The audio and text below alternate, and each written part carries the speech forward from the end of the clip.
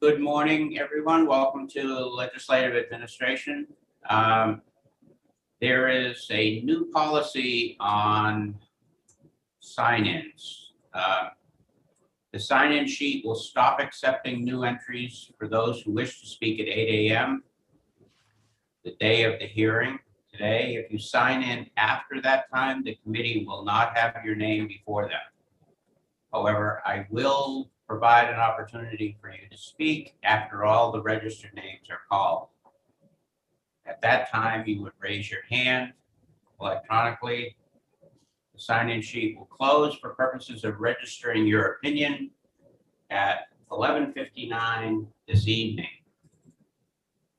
And moving on, as chair of the House Legislative Administration Committee, I find that due to the state of emergency declared by the governor as a result of the COVID pandemic, and in accordance with House Rule 67 and the governor's emergency order number 12, pursuant to Executive Order 2020-04, this public body is authorized to meet electronically. This is a public hearing on bills referred to the committee and scheduled in the House calendar for today.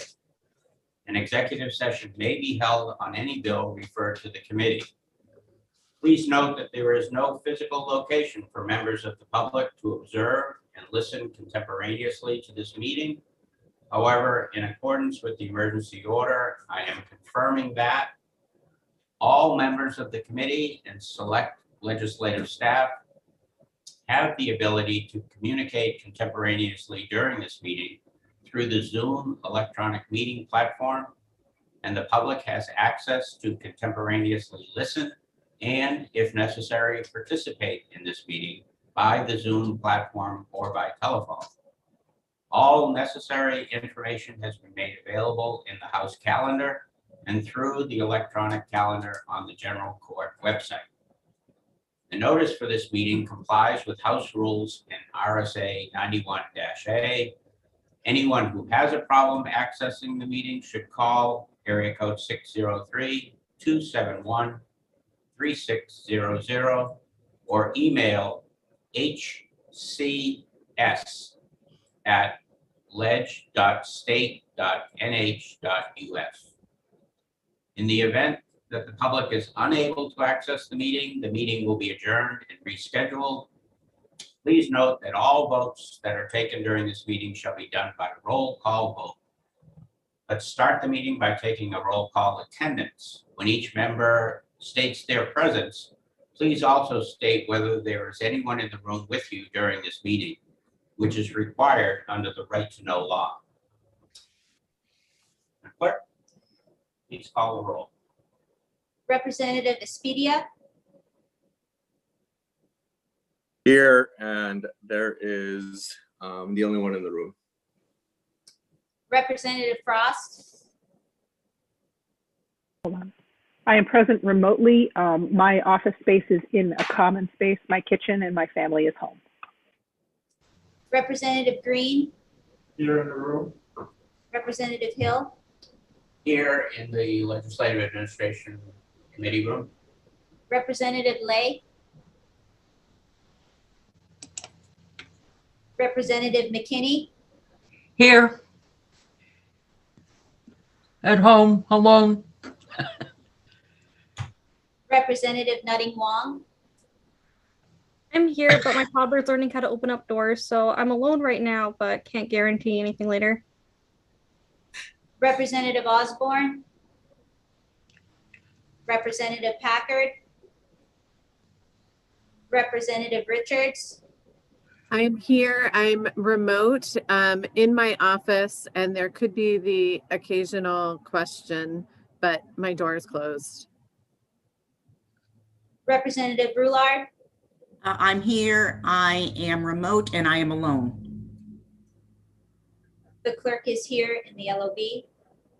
Representative Simon. Here, I'm in the committee room. Representative Smith. Hi, I'm here attending from my home office in Manchester, and I am alone. Representative Wall.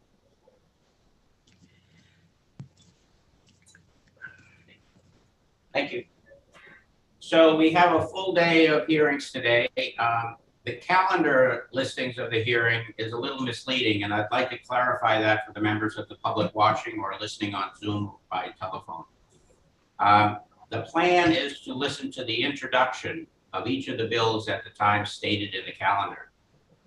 The first bill, HCR 2, the sponsors and co-sponsors will speak first, and then members of the public and other sponsors or other state reps would be listed on our sheet. After the end of going through all of these people, we will then call on anyone that puts up their hand on electronic Zoom or indicates it on the telephone. The meetings from 11 o'clock to 12 o'clock are, each bill is designated in the calendar with a 15-minute segment. Beginning, each one of those bills will have 15 minutes to be introduced by the sponsors and co-sponsors. At the end of those 15 minutes, that hearing will be continued until after lunch at 1 o'clock. At that time, members of the public and the members that have already signed up will be allowed to speak on any of the bills that are occurring at 1 o'clock.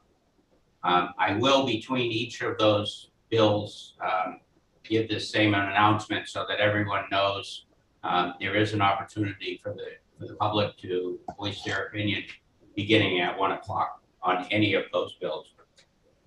And that's about all I have. With that, I am ready to open the hearing on House Bill HCR 2, and is the prime sponsor.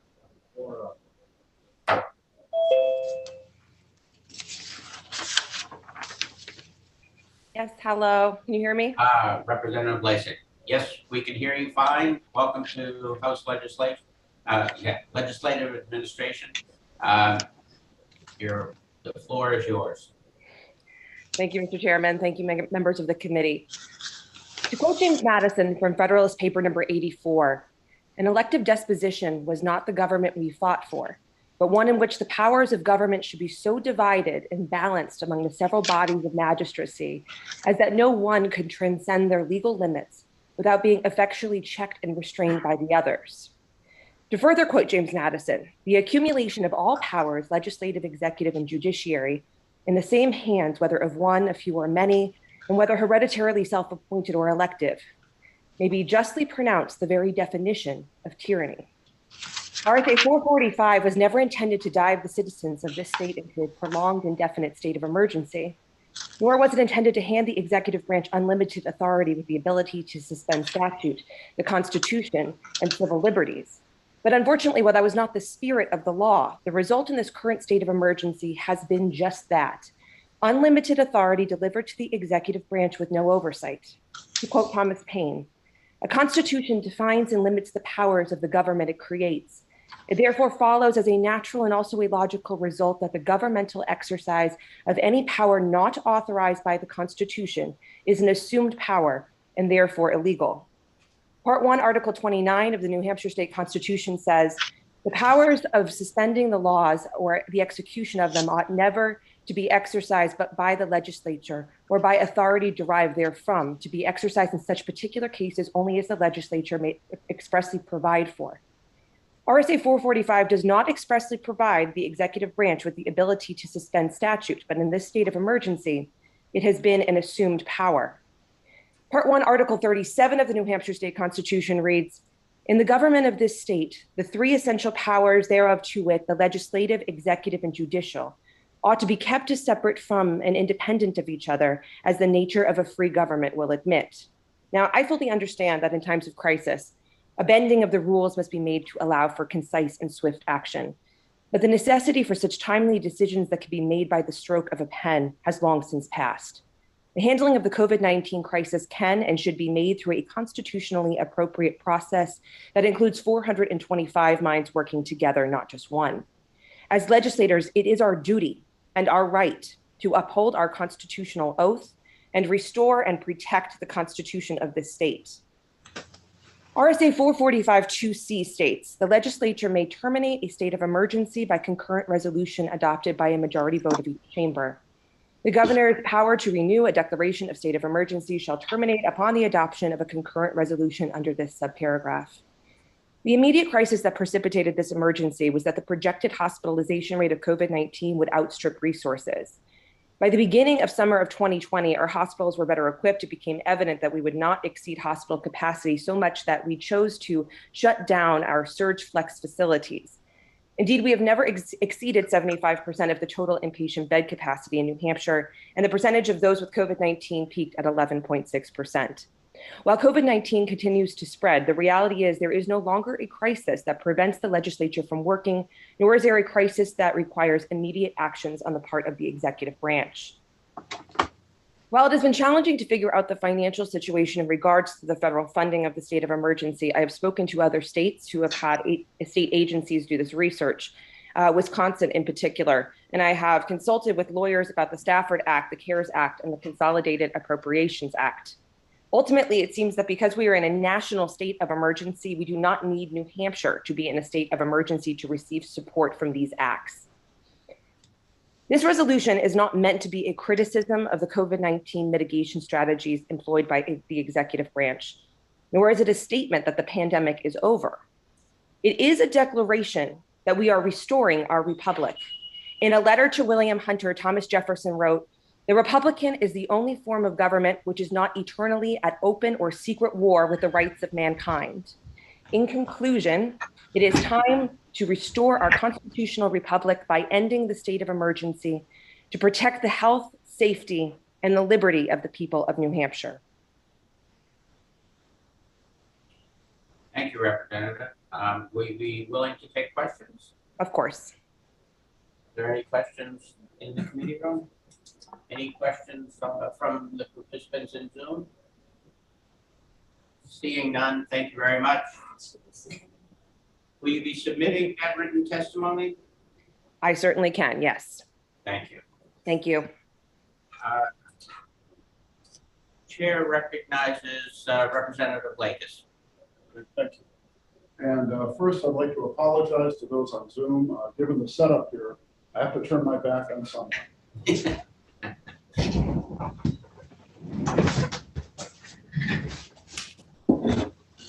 Well, thank you. Thank you, Mr. Chairman and committee. I'm Tony Lekis, representing Hillsborough County, District 37, the towns of Hudson and Pelham. While COVID has been a serious health problem and many have died of it, many others have died or been otherwise harmed by the response to COVID. While the COVID deaths are before us in the news almost daily, the harm caused by COVID is less obvious, but just as real. A study by the National Bureau of Economic Research concluded that the pandemic and recession were associated with 10 to 60% increase in deaths of despair above the already high pre-pandemic levels. That study, as well as the CDC, also concluded that opioid overdoses were the highest ever recorded in a 12-month period in 2020.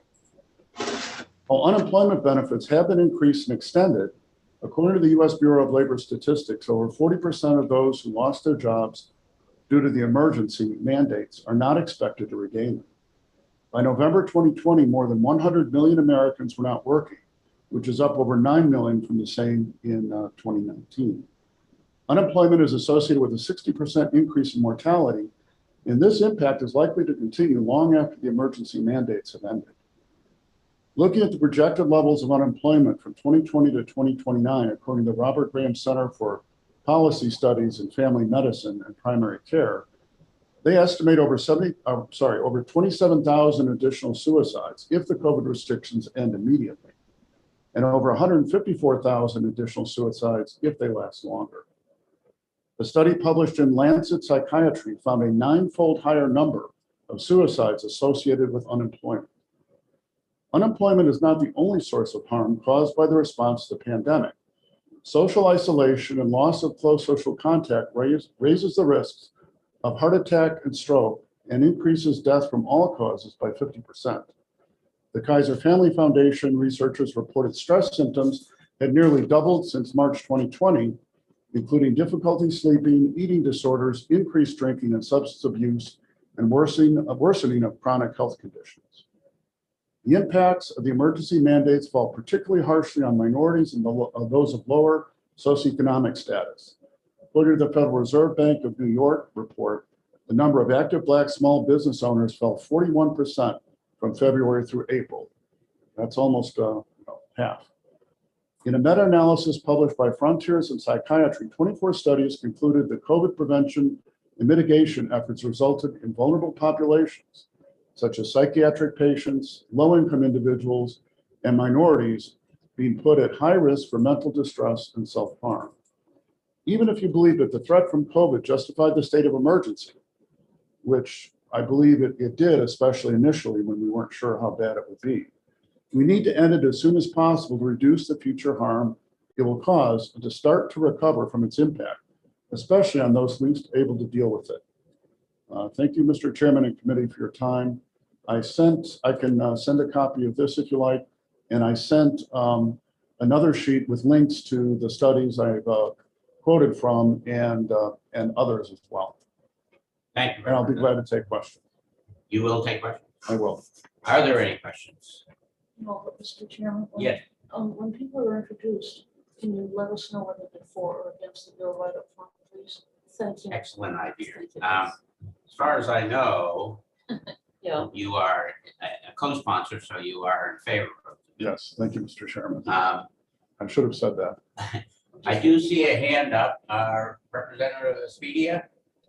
Yes, thank you, Mr. Chairman. Just a quick question. Representative Lakis, would you believe that disparities in mental health for minorities was already high and before the COVID pandemic? Yes, I would, and it's just gotten worse over the last year. Thank you. Thank you. No further questions? Thank you very much. Thank you, Mr. Chairman. I understand that sponsors have an expert that on the Well, before waiting. that, we have one word on co-sponsors. Okay. We have Cushman. Representative Cushman. Can you hear us? I can hear you. Can you hear me? Yes, we can. Thank you and welcome to Legislative Administration. Thank you. Thank you, Mr. Chairman and members of the committee. I'm Representative Leah Cushman from Ware. I serve on the Health, Human Services, and Elderly Affairs Committee, and I'm speaking today in support of HCR2. As a registered nurse, health is very important to me. As an American, a resident of New Hampshire, and as a legislator, the rights of individuals are also very important to me. When considering appropriate government action in mitigating communicable diseases, it is vital that a balance is maintained so that policies implemented are as least restrictive as possible in relation to the level of threat to the public. After examining the toll of COVID-19 on New Hampshire and the measures taken by government to mitigate it, it is clear to me that the state of emergency declared by the governor is no longer necessary. Every death is a tragedy, and the information I will be providing in my testimony is in no way meant to minimize the pain that families who have lost loved ones have endured. The forthcoming information provides context and perspective. According to New Hampshire DOS Division of Vital Records, a total of 13,532 people died in New Hampshire in 2020. And of those deaths, 805 or 6% died with COVID-19, according to New Hampshire DHHS. 12% of the total population of New Hampshire are age 70 and older. About 90% of those who have died with COVID-19 are in this age group. Just under 80% of all New Hampshire deaths in 2020 with COVID-19 were in long-term care facilities. Additionally, 60% of New Hampshire's population are age 0 to 49. That's about 780,000 people. Within this group, there are 15 total deaths with COVID-19 reported, or 0.002%. Those 15 were all between the ages of 20 and 49. Thankfully, there are 0 reported deaths with COVID-19 in anyone aged 19 and under in New Hampshire. As you can see from these numbers, the relative risk of dying with COVID-19 in New Hampshire for the overwhelming majority of the population is very small. Let's put this into context. In New Hampshire in 2020, 3.5 times as many people died of heart disease than COVID-19. 3.4 times as many people died of cancer than COVID.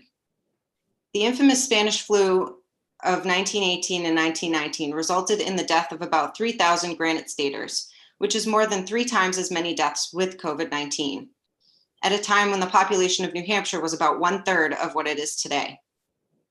Now, one of the main reasons to justify the start of and continuation of the state of emergency in the beginning of the COVID-19 pandemic was the need to slow the spread, flatten the curve, or in other words, avoid overwhelming New Hampshire hospitals and resources. Fortunately, overflow facilities set up last spring were never needed and were soon dismantled. In fact, New Hampshire hospitals never exceeded 75% capacity throughout the entire period from March 2020 through now. At its highest point in terms of hospitalizations in early January of 2021, only 11.6% of all inpatient beds were occupied by COVID-19 patients. In conclusion, the threat to the general population by COVID-19 does not warrant the continuation of the state of emergency. DHHS has authority over long-term care facilities and the ability to focus mitigation efforts where they are most needed without emergency orders. The legislature is the proper body for lawmaking, not the chief executive. It is high time for restoring the constitutional balance of power. I urge the members of the committee to give HCR2 an ought to pass recommendation. I thank you, Mr. Chairman, for hearing my testimony. Due to a time constraint this morning, I will not be taking any questions, but I will submit my testimony via email to the committee members. Thank you. Thank you, Representative. We will now. Sure. So everyone on this list, Representative, is in support. Okay. So just in case I skip one That's along the way. helpful. Thank you so much. So we have a requested expert from Stanford University, Mr. Bhattacharya. Is he on the? I am on the call. Welcome. Thank you for getting up early and coming and speaking with us. Oh, thank you for having me. I'm honored. The floor is yours. Okay, thank you all for having me talk. So in these brief remarks, I hope to provide some reasons behind my strong support of HCR2, which if enacted will lift the COVID-19 state of emergency order. So I have 3 arguments. First, the availability of the COVID-19 vaccines, including the newly approved Johnson & Johnson vaccine, in effect defangs the virus. All 3 of the approved vaccines are incredibly effective in preventing hospitalizations and deaths caused by SARS-CoV-2 infection. And that's true even after a single dose of even the Pfizer and Moderna vaccines. New Hampshire has actually done a pretty good job of vaccinating its population quickly. To date, by the statistics I looked up yesterday, 16.5% of the population have received at least 1 dose of the vaccine and 7% have received both doses.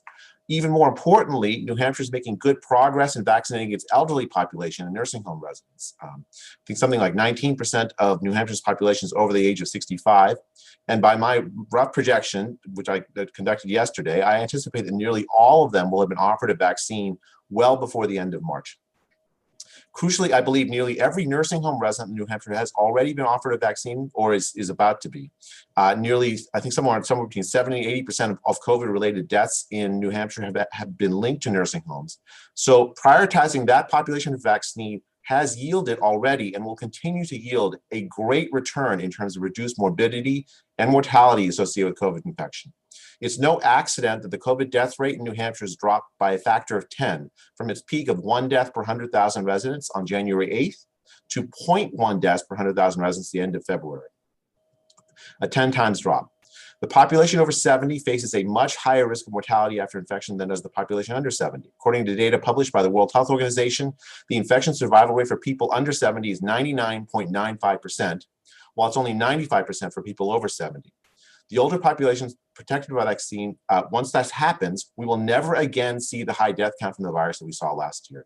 The vaccine transforms this epidemic from an absolutely deadly, terrible epidemic into something much, much, much more manageable. Second, the harms from the lockdown are manifold and devastating, including worse cardiovascular disease outcomes, less cancer screening, deteriorating mental health, to name a few. The social isolation induced by the lockdowns and the state of emergency have led to sharp rise in opioid and drug-related overdoses, similar to the deaths of despair that occurred during the 2008 Great Recession. Social isolation of the elderly has contributed to a sharp rise in dementia-related deaths around the country. For children, the cessation of in-person schooling and the replacement of in-person schooling with online schooling or in hybrid schooling with severe restrictions has led to catastrophic learning losses with severe adverse consequences for affected students' lifespans. According to a CDC estimate, 1 in 4 young adults this past June seriously considered suicide. 1 in 3 adults worldwide are clinically depressed or anxious with clinical anxiety during the lockdown. The state of emergency has had absolutely devastating effects, even on populations where COVID poses a relatively small risk. Like I said, the 99.95% survival for people under 70. The harms of the lockdown are unequally distributed. Economists have found that only 37% of jobs in the US can be performed wholly online, and the high-paying jobs are overrepresented among that set. I think of the lockdowns as trickle-down epidemiology. They've served to protect the relatively well-off while exposing the relatively poor to the infection. Third and finally, once the vulnerable population is protected with the vaccine, the imposition of lockdown on net harms the population. Some have argued for a lockdown policy that aims at reducing COVID spread to 0. This is a foolish and short-sighted policy that will continue the devastating harms we've seen from the lockdown while yielding little in terms of population health benefit. The SARS-CoV-2 virus has none of the epidemiologic properties of a disease that can be eradicated. It's too widespread in the population worldwide. It's not good enough for disease to be eradicated in New Hampshire, but we need to eradicate it worldwide or else the disease would constantly be reintroduced in the population. And we see a cycle of lockdowns like we've seen in New Zealand, 4 so far to date, weeks long, with deep uncertainty in economic outcomes. There are animal reservoirs for virus, including dogs, cats, bats, and mink, and other mammals. Eradicating human transmission would not be enough to get rid of the disease. Are we prepared to sacrifice our pets also? Eradication will require universal vaccination, but the vaccine has not been tested in some populations who can transmit the disease, including children and pregnant women. It's unethical to mandate vaccination in populations where the vaccine has not been tested. The only human disease that's ever been eradicated worldwide is smallpox, and that effort took decades, even with the availability of a good vaccine. SARS-CoV-2 eradication is impossible and should not be attempted.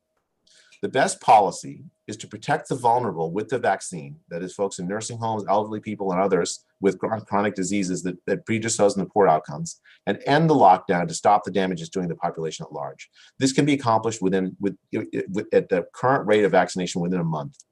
The bill under consideration by the New Hampshire legislature would accomplish this purpose, and I stand strongly in favor of it. Thank you.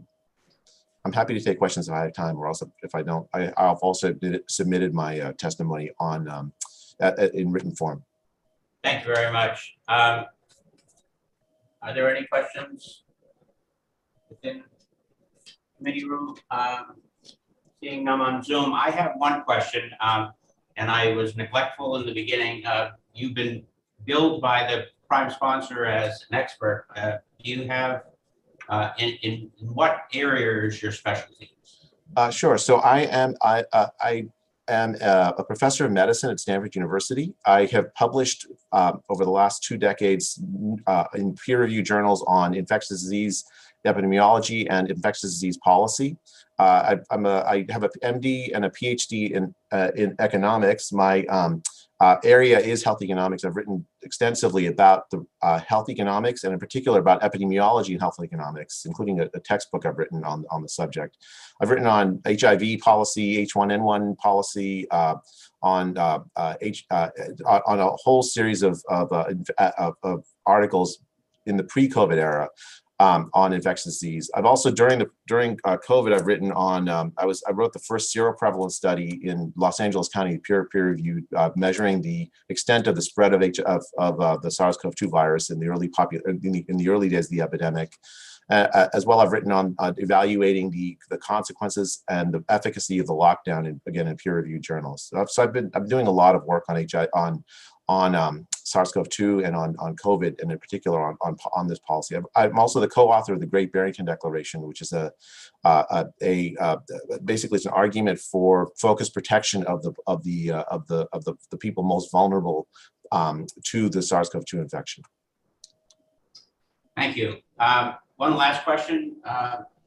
Did I understand you to say that you were supportive of mandatory vaccination? No, I'm against mandatory vaccination. I think it's unethical to mandate the vaccine in populations for whom it has not been tested. So, for instance, there are no peer-reviewed testing of the vaccine in children. You should not be mandating in children. And for instance, same thing with pregnant women. There's no peer-reviewed evaluation of the vaccine in randomized evaluations in pregnant women. So I don't think it would be right to mandate the vaccine in those populations. I'm also against mandating vaccine more broadly. I think the vaccine is an incredibly important tool, and it has been shown to be effective in some populations. And I think public health should strongly recommend in favor of the vaccine.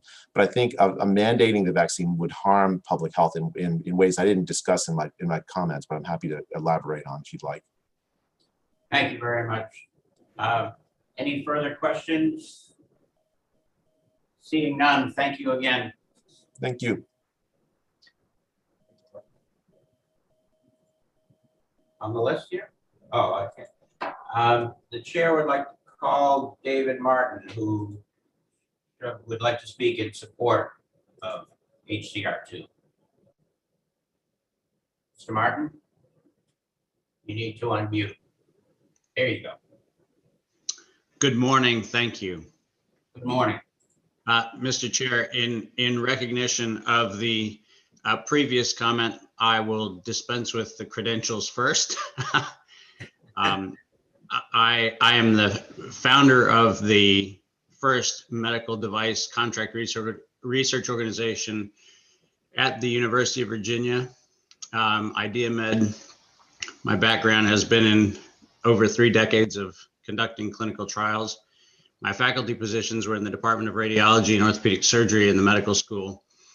And in addition to that, I have since 1999 been an asset to the United States and foreign governments on studying the proliferation and counterproliferation of biological and chemical weapons violations worldwide, something that we have been quite concerned with. I am not going to be commenting specifically on any of the interventions per se, but I am in strong support of HRC 2. And to put it in context, my concern comes out of a briefing that we did several years ago when Dr. Peter Daszak in February of 2016 made the following statement published at a National Academy of Sciences forum, where he said we need to increase public understanding of the need for medical countermeasures, such as a pan-coronavirus vaccine. A key driver is the media, and the economics will follow the hype. We need to use that hype to our advantage to get to the real issues. Investors will respond if they see profit at the end of the process. We wrote a briefing at that time suggesting that there was a significant problem with NIAID selecting not only the coronavirus itself, but specifically the Wuhan Institute of Virology virus 1, which has a very close analog to what is currently considered SARS-CoV-2. We were very concerned when we realized that a study conducted by researchers in the European Journal of Epidemiology found that as many as 353 individuals between September and November of 2019, in advance of any disease in Wuhan, tested positive for what was called the SARS-CoV-2 IgG equivalent, suggesting that the SARS-CoV-2 fragment of what is considered to be one of the variants of SARS coronavirus was circulating in the population at least by September of 2019, 3 months in advance, at least, of China's first report. We were further troubled by the fact that when the 100 individuals with COVID-19 between October and December of 2019 had their blood assayed, 67 of the blood tests that were available out of the 100 individuals with COVID-19 were tested for antibodies for SARS-CoV-2, and there were none found. In other words, COVID-19, the symptoms, and SARS-CoV-2, the virus, in fact, have at best a modeled but not proven association. And that's been the case in France, that's been the case in Europe, across Europe. That's been the case in China, and it indeed is the case here. On March 13th, 2020, acting on unconfirmed, misleading, and foreign supplied intelligence, Governor Chris T. Sununu recited false claims to justify the declaration of the state of emergency with the best of intentions. In the preamble to the declaration, he recited the causal statement linking, quote, a novel coronavirus to a disease with no evidence then or now substantiating that claim. At the time, several dozen known variants of SARS-CoV were published, and no clinical evidence showed a, quote, virus, end quote, be uniquely causing a disease. In fact, according to research published in the Annals of Internal Medicine, as many as 45% of individuals testing positive using the RT-PCR determined infection with SARS-CoV-2 fragments never manifest COVID-19 symptoms whatsoever. While there may be an association, as yet unproven, linking the virus to the list of symptoms now aggregated under COVID-19 designation, at the time of the declaration, both the statement of novelty and causality were conjecture, not fact. Furthermore, he stated that the, quote, state of New Hampshire has been working in close collaboration with the CDC, quote, since December 2019 to monitor and plan for the potential spread of COVID-19 to the United States, end quote. This claim tests credibility as COVID-19 was not identified nor named until February 2020. And the CDC has no record in the public of any such collaboration. So no such action has been documented. Relying on computer simulations from the United Kingdom, he recited unproven allegations about the spread of COVID-19, an erroneous statement as viruses, not symptoms, can spread. And he recited the fact that they spread by respiratory droplets, another statement that has not yet been established with any clinical evidence. And that is a very important point. While there have been environmental studies modeling the spread of how the virus may move across time and space, with the exception of a modeled study in a hospital setting where data collection was done at varying proximities to a patient, while they did show that a virus in fact did move across time and space in that particular setting, no study of transmissivity with infectivity has ever been established with SARS-CoV-2, and that remains the case today. In short, relying on hearsay rather than on independent inquiry, Governor Sununu enacted a state of emergency in coordination with others, without considering the ample evidence to indicate that factors other than public health emergency were at play. Preservation of the state of emergency serves commercial interests federally under the PrEP Act for limited liability for medical countermeasures, but serves no public health interest. And I have submitted an extensive written testimony to the committee by email yesterday. Thank you. Are you willing to take questions? I am indeed. Are there any questions in the committee room? Seeing none, any on Zoom? Seeing none, thank you very much for your testimony. You're most welcome. We've concluded the 30 minutes set aside for the sponsors of the plan, of the bill. We will now move on to members of the public. You have any queued up? I get right here. I get your Robert Clay. The chair will recognize Robert Clay, Senator and all around good guy. Mr. Clay? Thank you, Mr. Chairman, members of the committee. I just wanted to come on today. I'm in favor of House Concurrent Resolution 2. I wanted to come on and give people a little history of how we got to where we are. Back after 9/11, the governor at the time was caught in Washington, D.C., leaving the state of New Hampshire in a unique position of having the Senate president being charged. What we found out at that time is that only the governor had access to emergency management and a whole lot of other systems that we needed to share at the time. We worked out a way of getting things done because the governor was stranded, I think for at least a week, since all the roads were shut down. What we found during the 9/11 time is that we were being threatened with anthrax attacks. We also did some mock drills to see what would happen if we were attacked with chemical warfare. And we found that we were extremely unprepared for any kind of attack and any kind of work that might need to be done. So I'm giving you the short version. What we did is after we got things rolling and we started gaining some momentum, we worked not as a partisan group, but as a bipartisan group. We worked with the governor and we came up with what you see in 445. But the intent was that should we be struck again and the legislature not be able to meet, somebody had to take charge.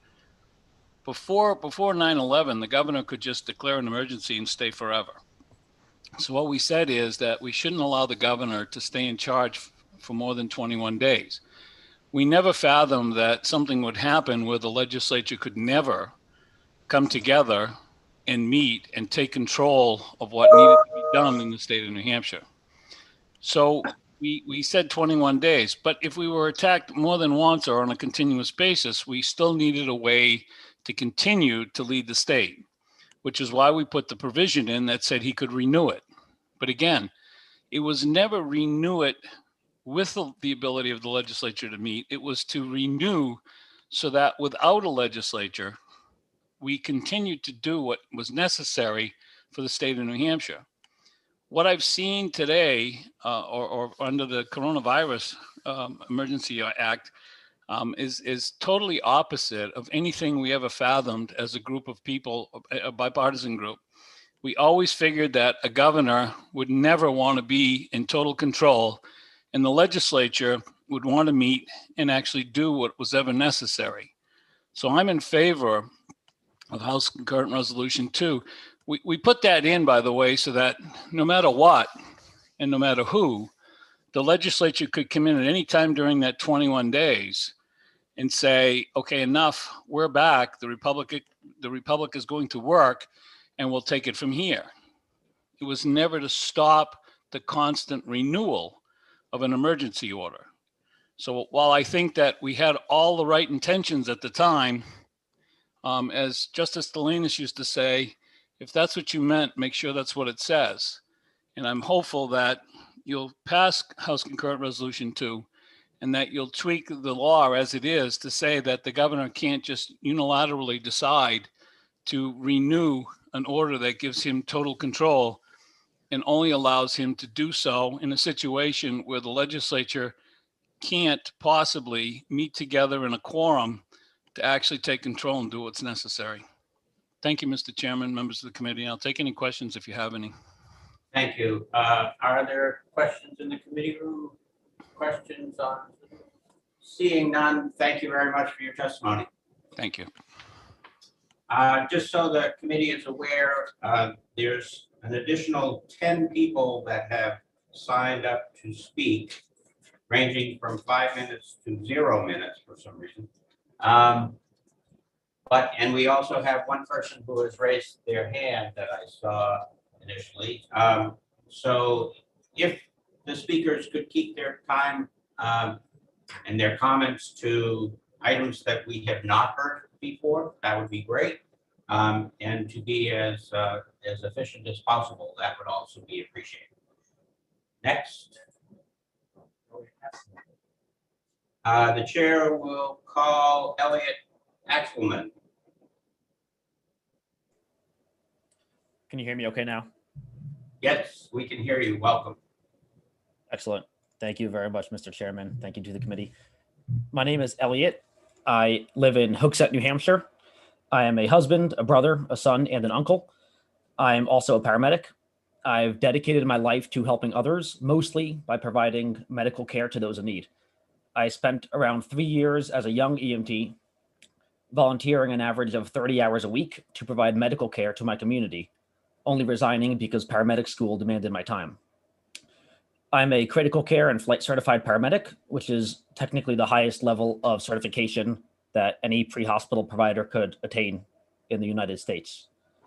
I've spent 10 years in emergency medical services, working on an ambulance, in multiple 911 agencies and multiple critical care transport agencies, managing acutely and chronically ill patients on ventilators, IV pumps, and all sorts of other equipment.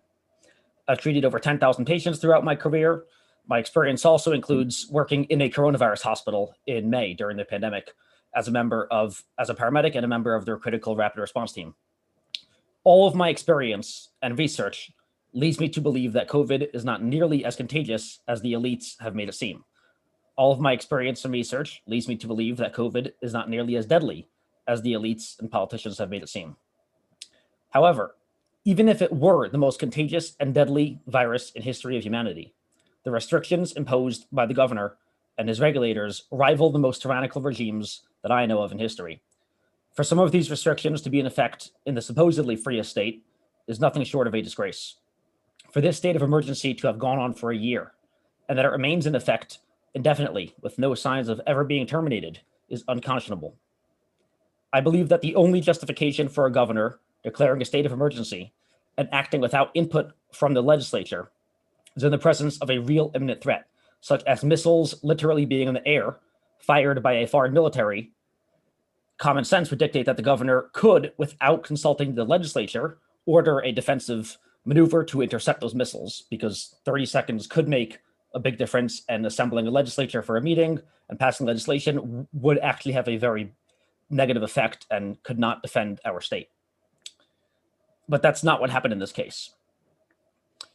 In this case, it was a virus that initially was thought to maybe be an emergency, and I believe the plan initially was for 15 days to slow the spread. We were all convinced by our governor that if we all clamped down very hard for 15 days, we could get back to normal afterwards. And that if we did not, we would all die. And now, a year later, we are all still alive, but we are living under a dictator who has rendered this legislature irrelevant and taken over complete power of the state. And it shows no signs of ending. If there is one thing that I know, it's what an emergency looks like. This was never an emergency, certainly not in New Hampshire, and it certainly is not an emergency today. Using the force of government and police to quarantine even a person confirmed to be contagious with the most deadly virus like Ebola is difficult, violates liberty, and technically is legally and morally questionable at best. And it should be used with the utmost caution. But politicians have gone far beyond that in this case, locking down and restricting the movements and the commerce and even the breathing of individuals who are not confirmed to have the virus. This violates due process. Even people who test negative for the virus one moment cannot legally breathe in New Hampshire without a mask 1 second after a negative test result. Not only is every person presumed to be sick with the virus, it is impossible for a supposedly free person to prove to politicians and police that we are not sick. Even if we test negative, we still have to wear the mask. Even if we had the virus a year ago, even if we got both vaccines, the very basis of a proper justice system in this modern world is the presumption of innocent until proven guilty. In the current scenario, we are all presumed to be guilty. In this case means infected and contagious with the virus, and it is impossible to prove that one is innocent, or in this case, not sick. This might be comparable to a justice system in a place like North Korea. Not only have our most natural rights been violated, but this was done not by a legislative body, which somewhat represent the people, but by executive order of one politician, assuming the power of a dictator, technically speaking, issuing more than 80 emergency orders over the past year. And this body has remained silent throughout. Mr. Acklin, can we wrap this up? Yes, sir, I have one more paragraph. It will be 30 seconds. Making this lockdown even more ridiculous is that the official statistics are inflated by 100 to 1,000-fold. In my expert opinion, I have a few thousand sources, and an article to this effect has been submitted to the record already. You now have the authority to pass this resolution, HCR2, and end the state of emergency, while taking powers back for the legislative body.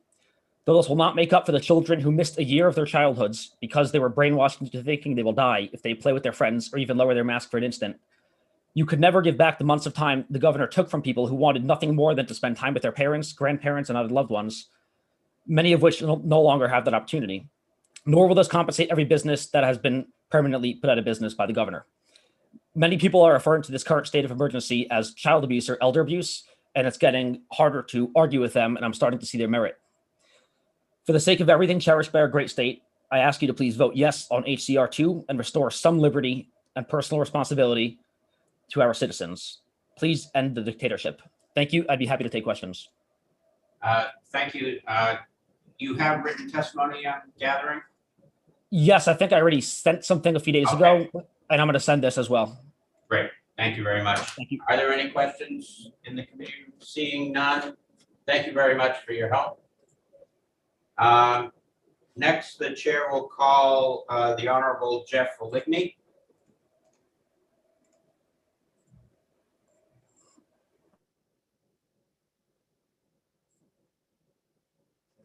Can you hear? Can you unmute, please? Yep, there you go. Oh, yes, thank you, Mr. Chair. Thank you, committee members. Former Representative Jeff Oligny. I'll be very brief. There are 1,000 reasons why I hope you support HCR 2. I won't review them with you today. One of your speakers, by the name of David, I believe, had some very good information. It was rather technical. I would ask if he could give us a one or two sentence blurb on his summary. If he's still available, that would be terrific. I am an engineer by trade, and I found his dissertation very informative, but rather technical and a little bit overwhelming on information. The bottom line is, and the reason I support this is, as Ronald Reagan said, I'm from the government, I'm here to help. And geez, that doesn't always work so well. Our governor, in his defense, he assembled a large, diverse team to guide him on this issue almost a year ago now. And what have we gotten? I'll summarize by saying what I think we got was a mistake. This is a mistake. This lockdown, these state of emergency has been a mistake for many months now. As you've heard previous testimony, this should have been canceled long ago. I'm a student of statistics myself, and despite all of the experts advising the governor, there is no statistical basis to conclude that this state of emergency should have progressed the way it has. Simply none. So I will end it there. I urge you, please support ending this problem. And I think this is a case study that shows that if we assemble a large group of politicians, we don't necessarily get the right answer. Our governor decided to take the route which was comfortable and favorable to many people under the guise of empathy and protecting you, as opposed to promoting personal responsibility and asking you to protect yourself if you are an at-risk person. That's it for my comments. Thanks for hearing me. I will take no questions. Thank you. Next.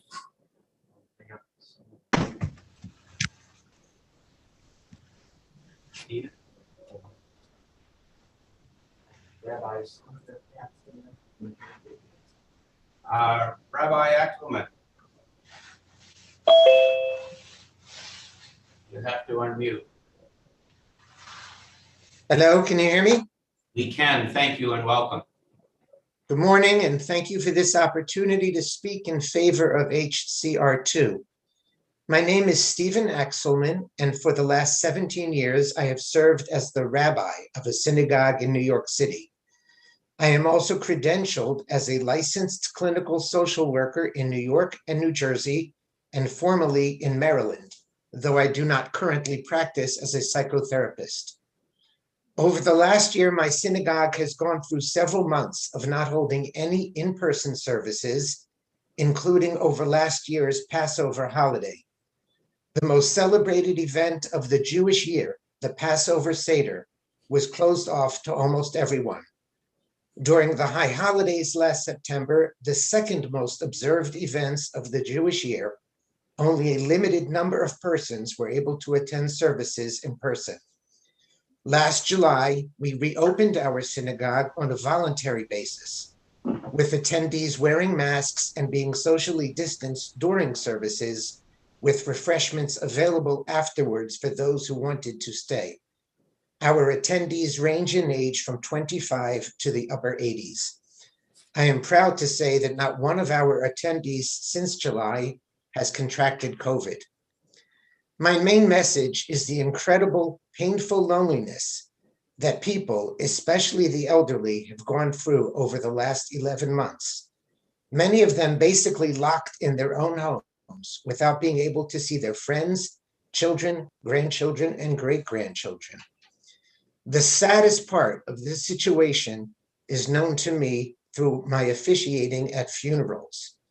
I do not deny that many people have and are dying of COVID, but hearing so many stories of loved ones taking their elderly relatives to hospitals, dropping them off outside an emergency room, and not being able to be with them in person at any time until they pass is indescribably painful for both sides.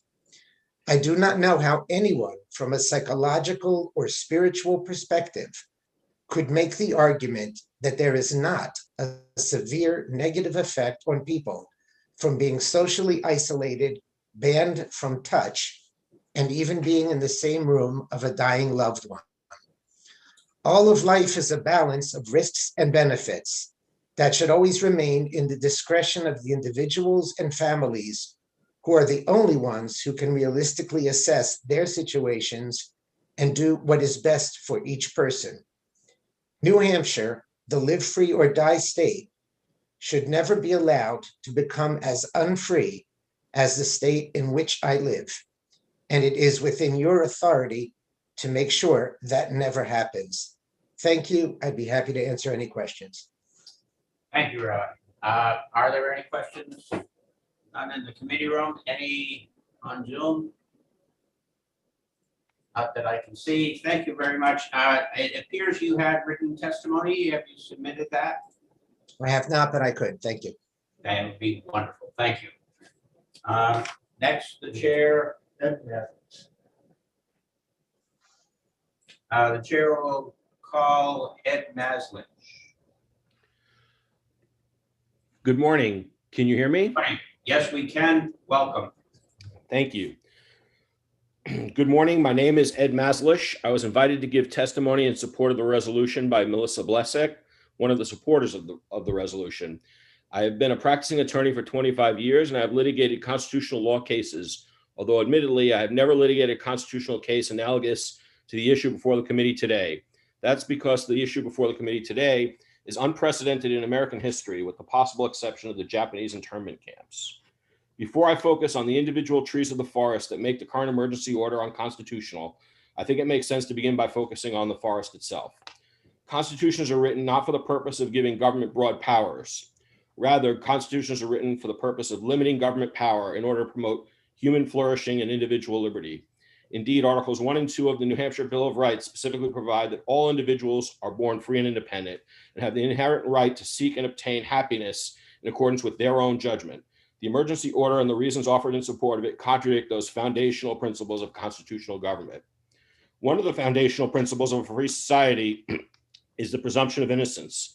Again, that presumption of innocence is implied in Articles 1 and 2 of the New Hampshire Bill of Rights. People born free and independent with the inherent right to seek and obtain happiness are necessarily innocent until proven guilty. Indeed, if one studies the history of the American Revolution, it was fought as much over the opposition to taxation without representation as it was over the Crown's use of general warrants known as writs of assistance. Article 2B of the New Hampshire Constitution codifies the protection by providing that an individual's right to live free from government intrusion in private and personal affairs is natural, essential, and inherent.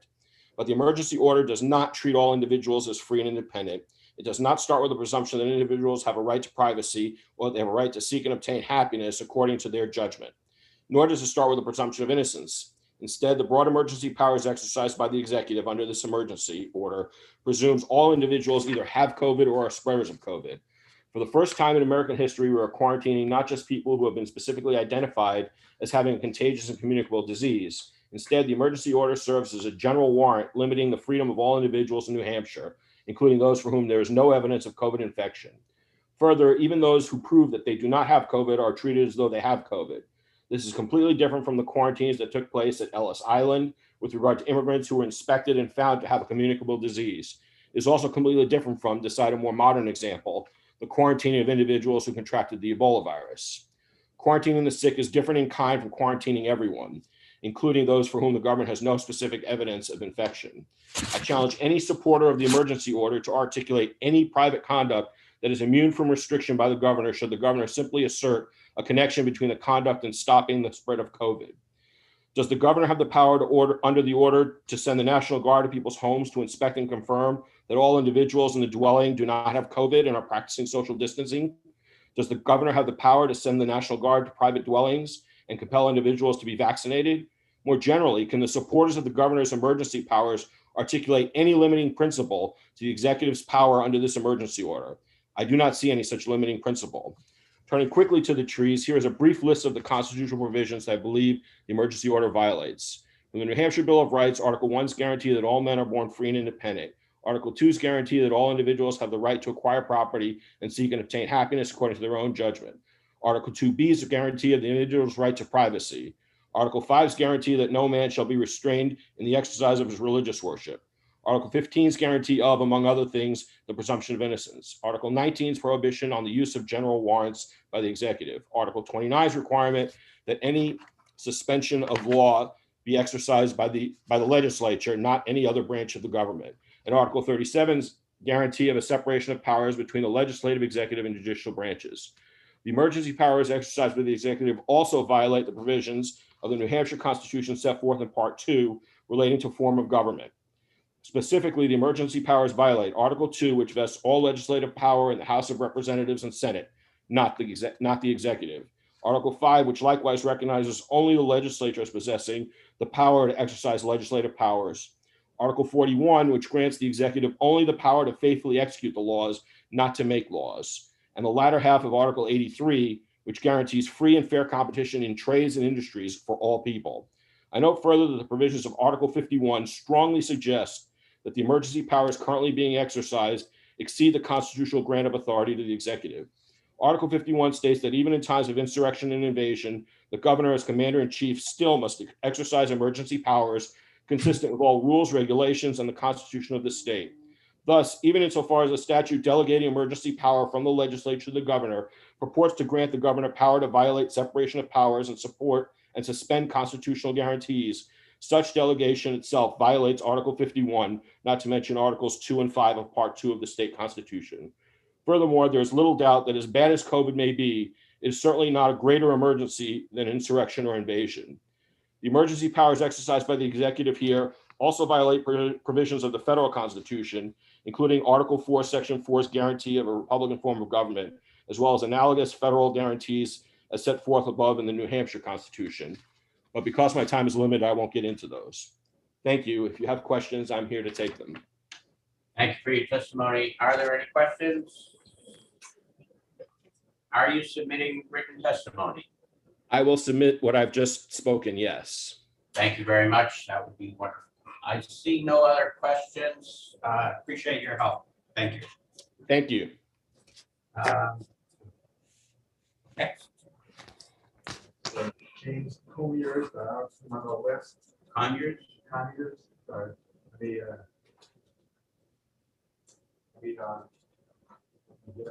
Keep moving down then. I will. All right, we'll go to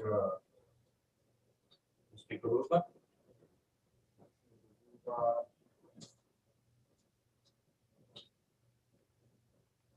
Andrew Manus. Honorable Andrew Manus, the chair will call. Welcome. Thank you, honorable members of the committee. I'm former Representative Andrew Manus, husband, father, businessman. Writing as a citizen, I submitted written testimony to you by email last night. I'm in favor of passing HCR 2 and ending the state of emergency immediately. For better or worse, the people's authority that you represent has been usurped by the executive branch, and this state of lawlessness has persisted well beyond any reasonable time period. As such, many businesses and organizations who have been harmed the most by the onerous shutdowns and authoritarian restrictions have been fined and threatened with fines for assuming a degree of normalcy as they attempt to survive. I want to focus on the word survive. It's a term that has not been used in well over 100 years in the state of New Hampshire. It's imperative that we restore our constitutional republic and the old normal immediately to ensure that these businesses can operate with a fair and balanced rule of law as they were accustomed to before, which protects the minority from the majority. What this governor has instituted is a state of lawlessness. There is no law being followed. Whether or not you agree with the content of the copious emergency orders passed by the chief executive since March, or the persistent state of emergency that has well surpassed an expectation of the writer of RSA 445, which you heard earlier, Bob Clegg, the fact of the matter is that your legislative body ought to be writing state policy. The courts ought to be adjudicating disputes, and the governor ought to be enforcing law rather than assuming all three of those duties for himself. One might argue that the ideas in some of the governor's emergency orders might not pass if left to the legislature, but that is precisely the point of having a separation of powers in our government. No one man or woman should be writing policy for more than 1 million people without any checks on his power. The constitutional process ensures that policies are for the public good, and others that do not measure up to the body's consensus ought not to be law. This isn't about one governor, but about any governor at any time. We have a legislature and a constitutional process for proposing and adopting state policy after it has been fully vetted by the public to make sure it's constitutional and useful for building up the people's liberty and securing their rights. It's now time for you to ensure this power is restored by ending the state of emergency. Many people have commented about the governor's popularity as a rationale for not ending the state of emergency. But I would remind you that we don't live in a democracy where the majority rules or the most praised idea wins the day. Even the best ideas ought to be vetted and held up to a standard of law written into the Constitution to ensure that the minority's rights are protected. If 99 people, for example, out of 100 think that the one person's land that he purchased and developed under the law is better suited to another private purpose, it doesn't matter. We have a constitutional provision that prohibits the majority from taking the land because that one person has rights that matter. The point of the example is that we have laws in this state that you may have even helped write, and these laws are being disregarded by our governor right now. They shouldn't be. As the Constitution makes clear, only the legislature or the people have the authority to suspend or create laws. The governor and other executive branch officials do not have that authority. Even in a state of emergency under RSA 445 and related statutes, the governor may suspend rules or regulations passed by the executive branch of government, but by no means may he suspend law or the Constitution or write new law himself. However, he's doing just that under the color of law with his emergency orders, and it has to end now. There's no higher priority than making HCR 2 into a adopted resolution as of today, if it's at all possible. I have nothing to gain by making these statements or this request of you and everything to lose. I simply want to get back to the way of life I know to be best suited for providing the most people with the best chance of a fulfilling life. I want that for my children, my wife, my church, my clients, and the people of this state. I want to make sure that no governor could ever do again what this governor has done, for there is no emergency that warrants the total control of one man. The idea is anathema to this country. I ask you to stand together, Republicans and Democrats, in boldness and end this one-man rule in New Hampshire. Restore our constitutional republic without fear, and know that, while messy, a free society does more good for more people than any other system that has ever been tried. Please patch HCR 2 so we can get back to it. And I don't think I'll take questions. Thank you. Thank you for your testimony. Good to see you again. You too. Chair will call Julie Tucker. Just so the committee knows, we now have 5 people additionally raising hands, and we have 5 people left to speak on the list. 7 people raising hands. I better stop talking. Julie Tucker, are you unmuted? Yes, I'm here. Hello. Welcome. Thank you for letting me speak. As a New Hampshire citizen, I cannot believe that we, the people, have been living under the orders of one person for 11 months without any representation or input. This is not how a representative democracy works. This is how a dictatorship works.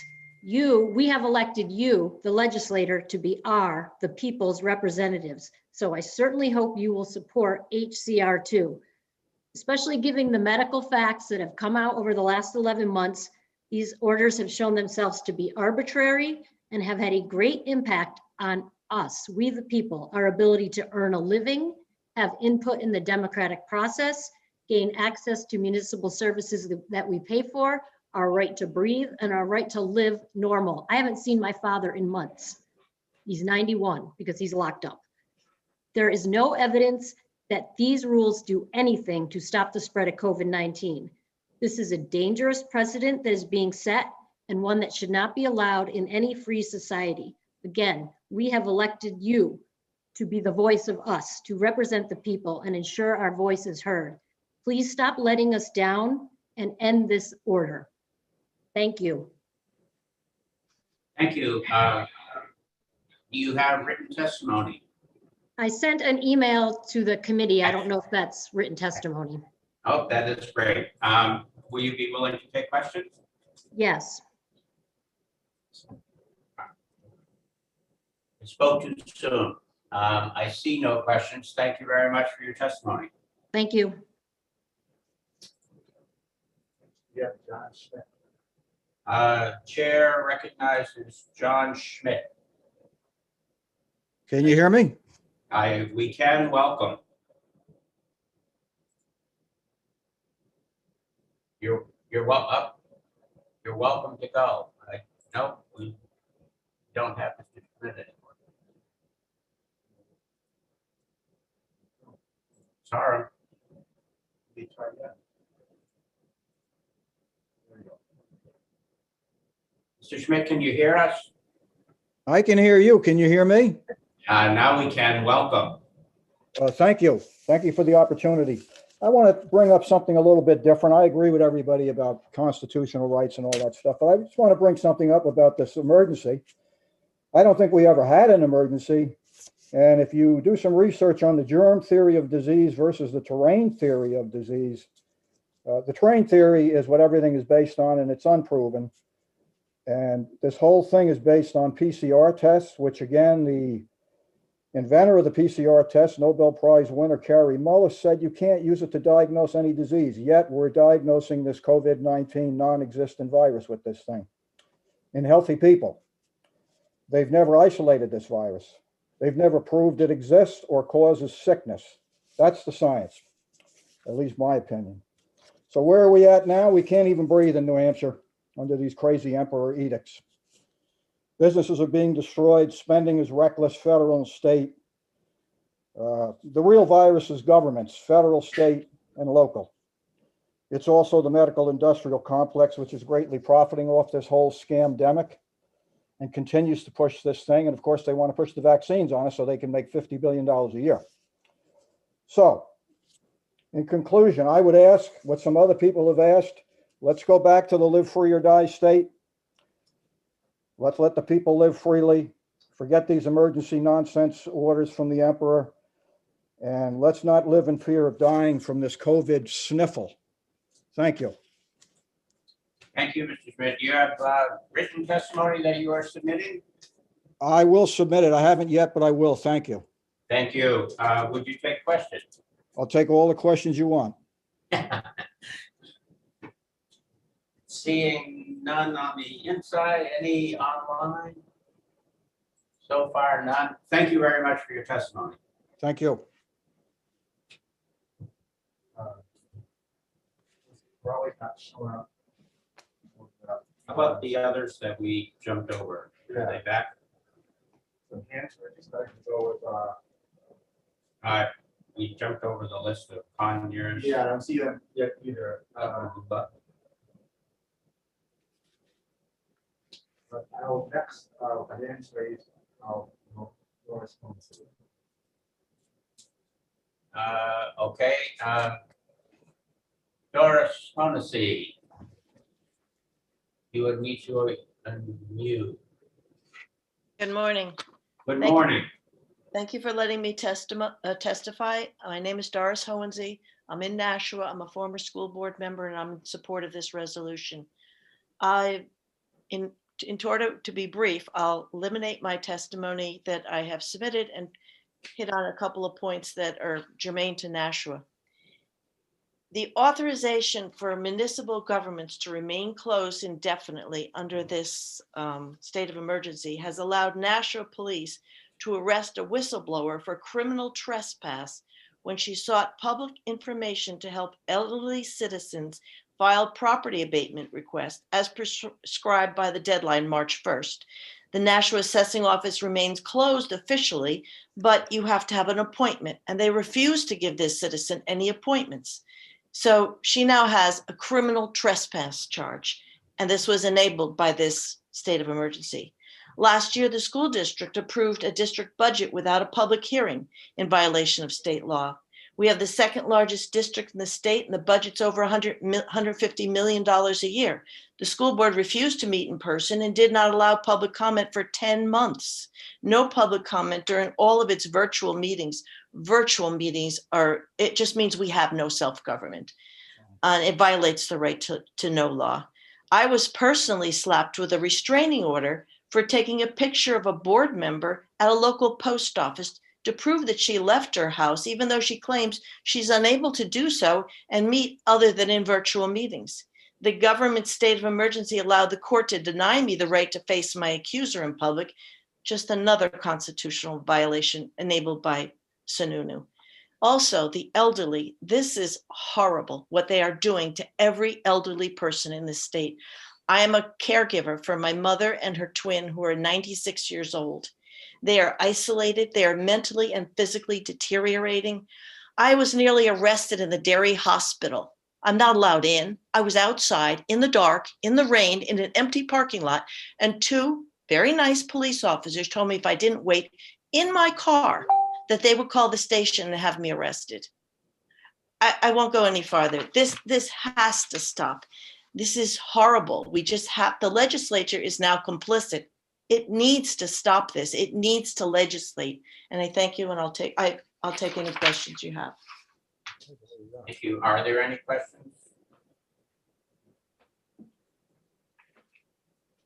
Seeing none, thank you for your testimony. You're welcome. James Conyers is now on Zoom, so I'll promote him. That'd be great. The chair recognizes James Conyers. I hope I pronounced that right. Need to unmute Mr. Conyers. So sorry about that. I was having some connectivity issues. I apologize.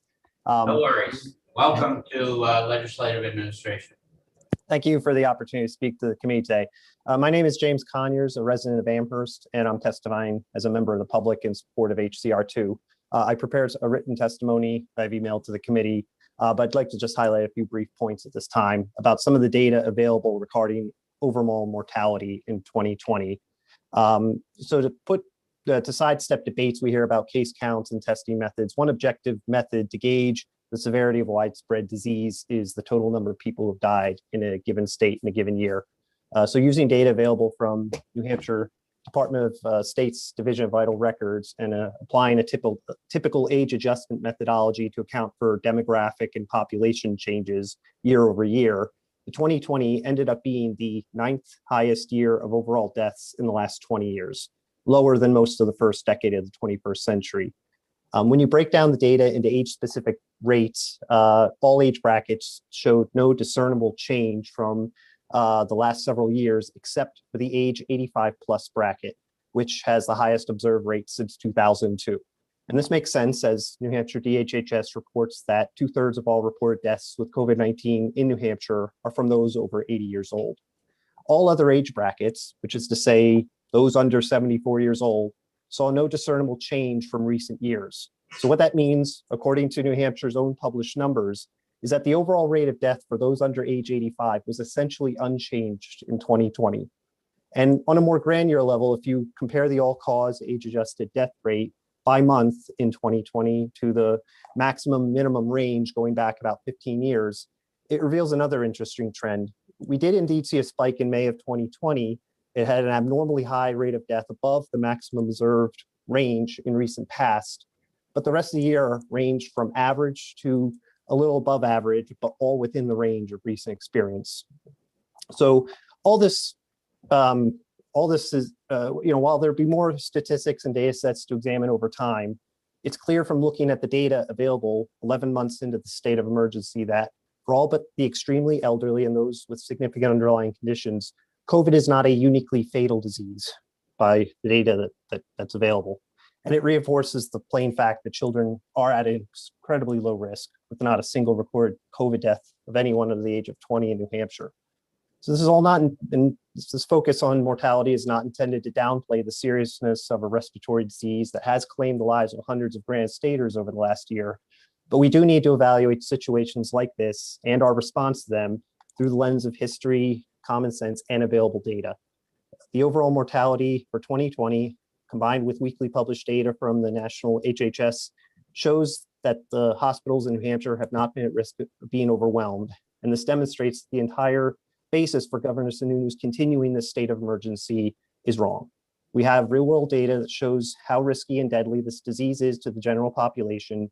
So we have no excuse to continue to act as if this is still March of 2020 when we didn't have a good idea of what was going on.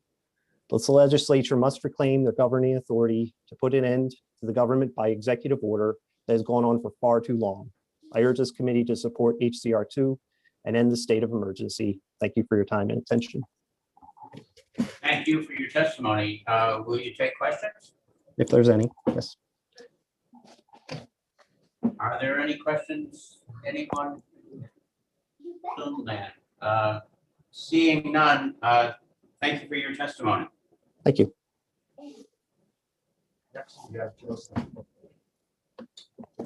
The chair recognizes Joseph Pirelli. You need to unmute, Mr. Pirelli. There you go. Welcome to Yes, hi, can you hear me? Administration. Yes, we can hear you. Hi. Yeah, thank you. Hi, good morning, everyone. I just wanted to speak in support of this bill. Just echo the comments that have already been made. Great comments, all in support of the bill regarding the reasons for the emergency order in the first place. Just to ensure that hospitals weren't overwhelmed. And we've seen an improved situation in COVID in the state. And excuse me, the lockdown seems to have done a real number on our society. It's caused a lot of separation, issues of mental health, job losses, and caused people to be separated from one-sided communities. I think that we're on our 16th renewal of the emergency order, and the next one's coming up on Friday. And I'm hoping that the governor sees it as a issue for legislature to deal with. I hope you all see it that way as well. Perhaps it decides not to renew the order. But as regards to HCR2, I think it's a great bill to support. I think that we need to understand, as has been mentioned before, that we're in a better situation than we were initially. And it was very common for governors in the beginning to see this as a state of emergency and decide to act in understandable haste. And the reason they preferred looking back and saying that they overreacted over the alternative. And now that we're looking back, though, we can see that there were some overreactions in how we responded. And now we're at the situation where we have vaccines available, and we really can get control over this. And as we look forward, I hope that you all remember that while the state has broad police powers to respond to emergencies that threaten public health and safety, they're still limited by the U.S. Constitution, our own state constitution, and the laws we have in place. And we shall do utmost to avoid abridging citizens' rights. And with that, I'll close my comments. Unfortunately, I don't have any written comments to submit, but I will get something out in an email to you all. And thank you. Thank you. You don't lose points for not having written testimony. You're fine with that. Will you take questions? Unfortunately not. No, I'm sorry. I'm on the road right now. That's fine. Thank you very much for your testimony. Thank you.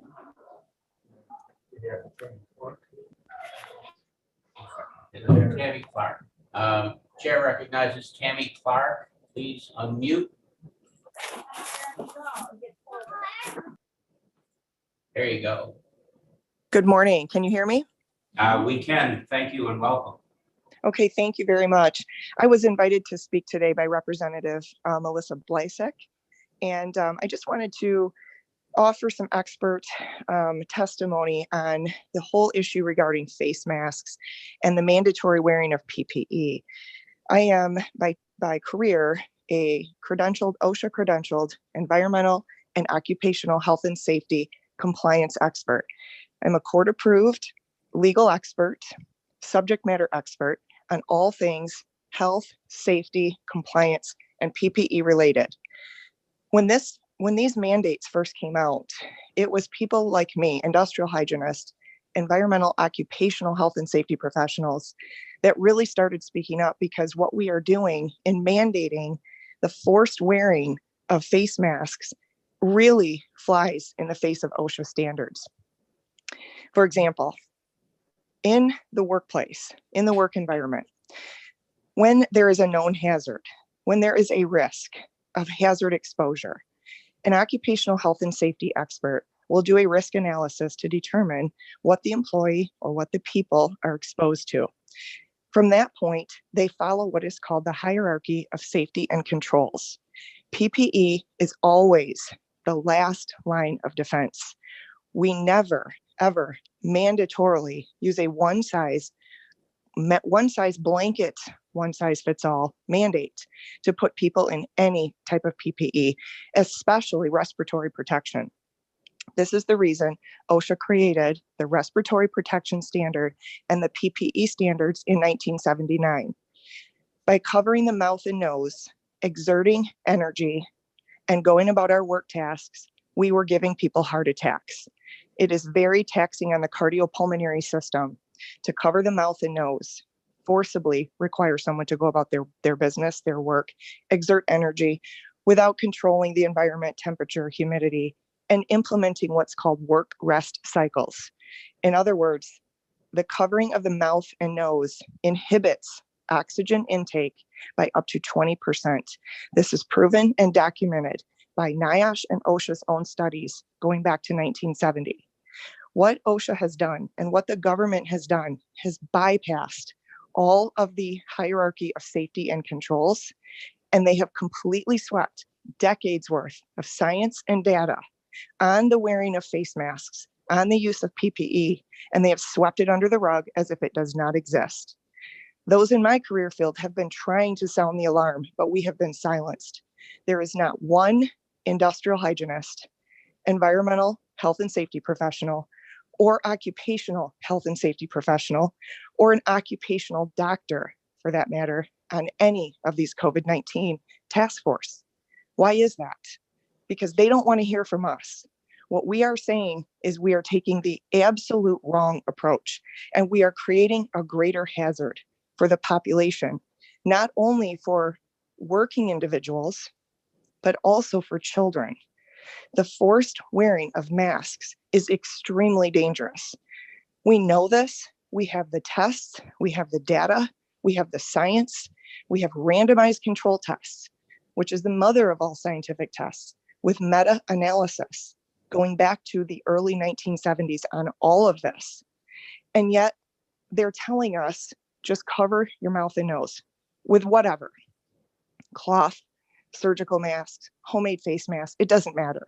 They're telling you that will protect you. And it is absolutely false. We have test after test after test that show not only does a surgical mask or a cloth mask not protect you from respiratory viral transmission, but it also creates a greater hazard. This is why in a hospital setting, doctors, nurses, and healthcare workers, when they wear surgical masks, which by the way, are not designed or rated to protect against a virus, they are only rated to protect against bacterial splashes. This is why there is rampant infection among healthcare workers in hospitals with respiratory illnesses like influenza, flu, and things like this.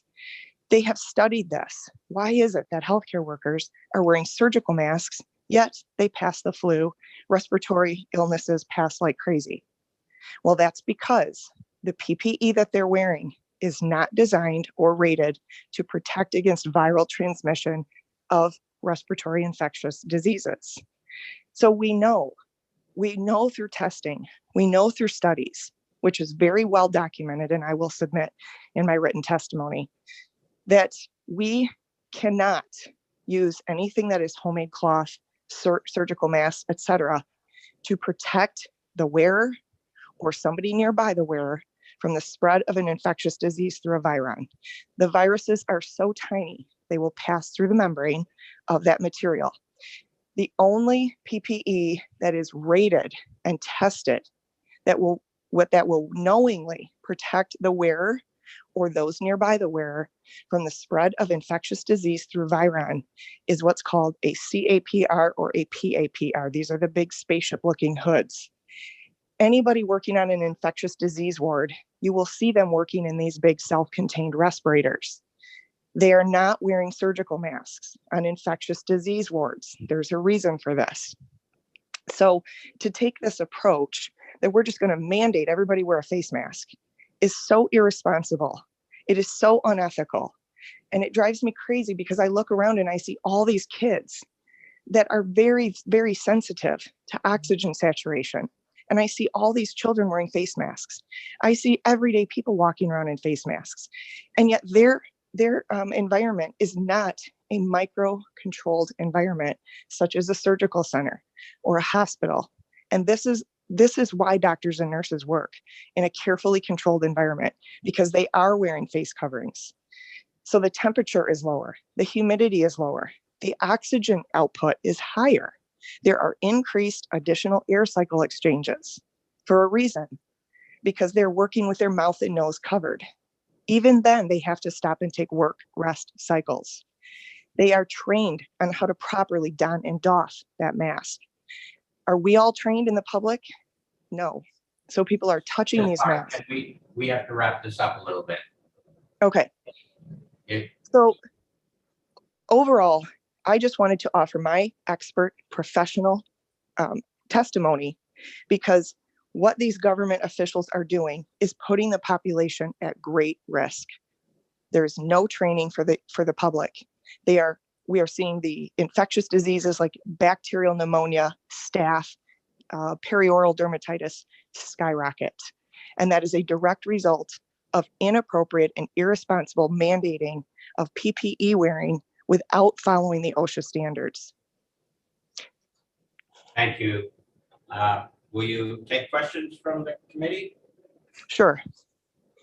Are there any questions from the committee? Seeing none, thank you for your testimony. Thank you. We have a hand raised, someone named Leslie. We have someone named Leslie with her hand raised. Chair recognizes Leslie. You would have to unmute. What is your name again? Leslie. Hello. Hello, Leslie. Hi, how are you? Fine, thank you. Can you tell us your full name? Sure, my name is Leslie Tatro. I live in Warren, New Hampshire. I'm sorry, could you spell your last name? Sure, it's T as in Tom, E-T-R-A-U-L-T.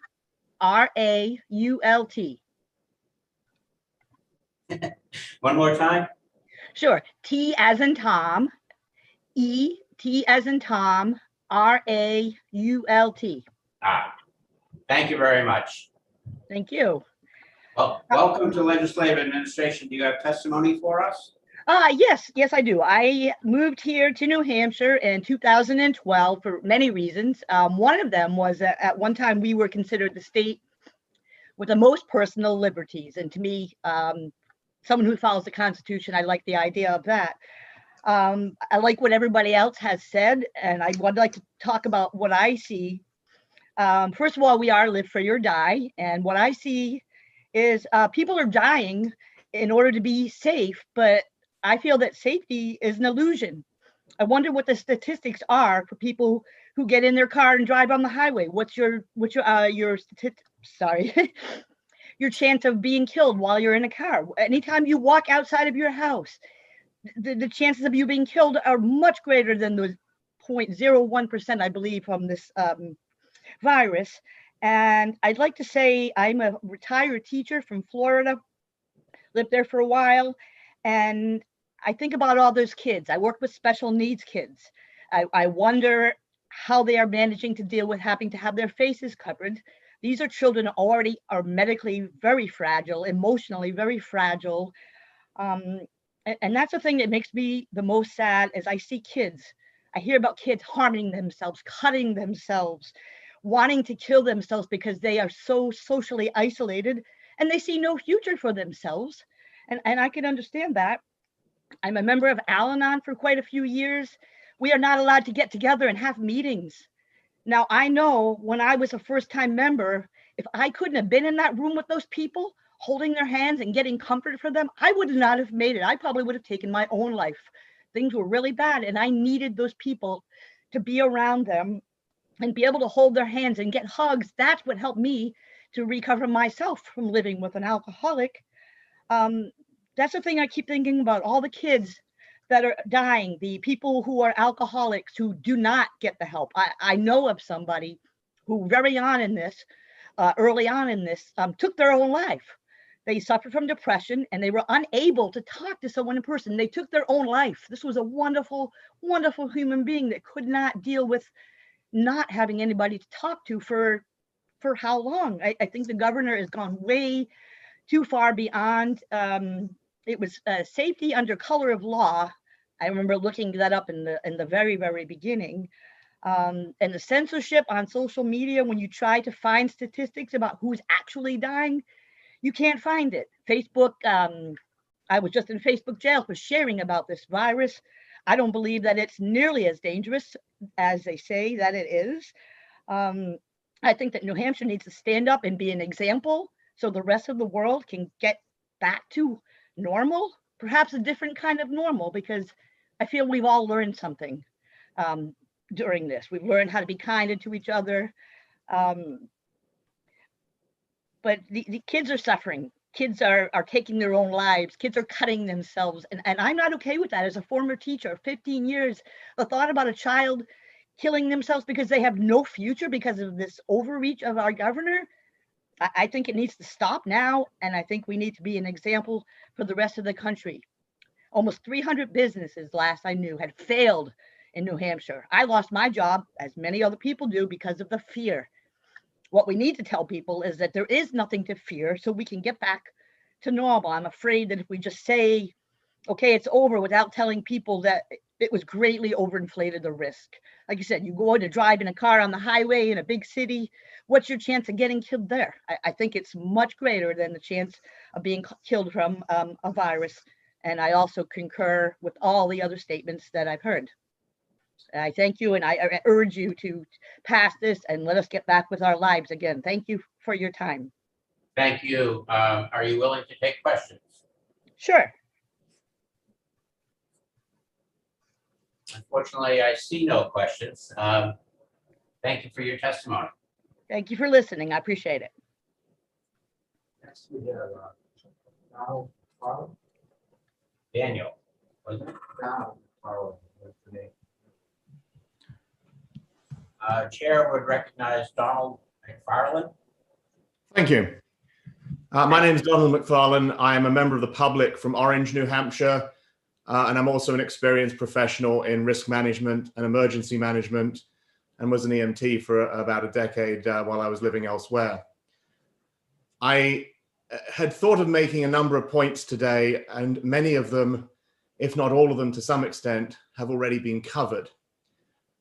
So I will appreciate if the committee would just take note of a few other points that I will throw in that I think amplify some of what has already been said. The resolution before you, although it does speak to facts that are in evidence as well as clear conclusions that can be drawn with really high probability as to whether or not COVID constituted an emergency last year, constitutes an emergency now, and whether or not Mr. Sununu's orders were appropriate or not. The resolution before you, nevertheless, is not about that. The resolution is about whether or not we should, at this juncture, be operating under a monarchy. Chris Sununu has chosen to ignore the will of the people, ignore the will of the legislature, and continue to operate unilaterally for an extraordinarily long period of time. And I think when you look at the facts that are in evidence, from a personal standpoint, I was somewhat concerned in the very early part of February when the first reports of this virus and this disease started to come in. And I started to pay significant attention to it in mid-February. And I think anyone else that had been paying attention to what was publicly available without even the benefit of whatever additional information may have been available to the governor would have known by the time, if not of making his first emergency declaration, but certainly by the time of making his first extension to it, that what existed at the time was an emergency that was not what it was claimed, that the numbers, the statistics, the epidemiology did not bear out many of the actions that were being taken. Nevertheless, he chose not to bring it to the attention of the legislature to make decisions, but to make them unilaterally. And let's just hypothesize for a second, had this been a much worse disease than it is, and it clearly is a real disease, had this been a worse disease, had this been everything that it was hyped to be in February and even into the beginning of March of last year, the time for the general court to come together and to agree on remote working procedures and to agree on how we could continue to have a citizen government in New Hampshire was as early as possible before the disease spread. And we see that he chose not to do that either. So I think when we look at the circumstance today and we consider the facts that have been set forth already by, I think I've agreed with almost every other person testifying in the largest part of their testimony. The comment that you just heard about masks being ineffectual was something that even as late as May or June of last year, I hadn't had occasion to do much research into, and I just assumed that they made a modest difference, although I was not frankly concerned about it, because my point of view from the evidence that was clear by then was that the spread was predominantly fecal oral and fecal conjunctival, not respiratory as the primary mechanism. Nevertheless, if you did believe that respiratory was the primary mechanism, when you do research, as I then did on the efficacy of masks, what you will find if you choose to actually do the research and look at the randomized clinical trials that have been done and the research papers that have been published well before COVID, and even as far back as 40 years ago, is that masks may not even be a SOP. They may be counterproductive. We can see with the Spanish flu that people in some places were being asked to wear masks for years after the flu had circulated, and the incidence of various bacterial diseases, such as pneumonia, increased substantially. We have a report from the UK in 1981, a research paper and a clinical trial, a series of clinical trials, in fact, that was done by Dr. Neil Orr, that demonstrated, and I will quote from it, the conclusion is that the wearing of a mask has very little relevance to the well-being of patients undergoing routine general surgery, and it is a standard practice that could be abandoned. That's in the surgical theater, never mind in the street or in your local donut shop. Ladies and gentlemen, I put it to you that the testimony you've heard here today has been unanimous, and that is quite remarkable. But it demonstrates quite how absurd the current situation that we find ourselves in is. And I ask all of the committee to support and to make clear the strength of their support for House Concurrent Resolution 2. Thank you. Thank you for your testimony. Are you willing to take questions? Yes, of course. Yet we have no questions. Thank you very much for your testimony. Good luck with that plow behind. Thank you. I have someone named Neil. Neil? Oh, Neo. Is there someone willing to accept? The chair recognizes someone named Neo, Neo. There we go, unmuted. Are you there? Going once? Leo, Not muted. I think we move on. okay, it's, Daniel, Daniel, Richard?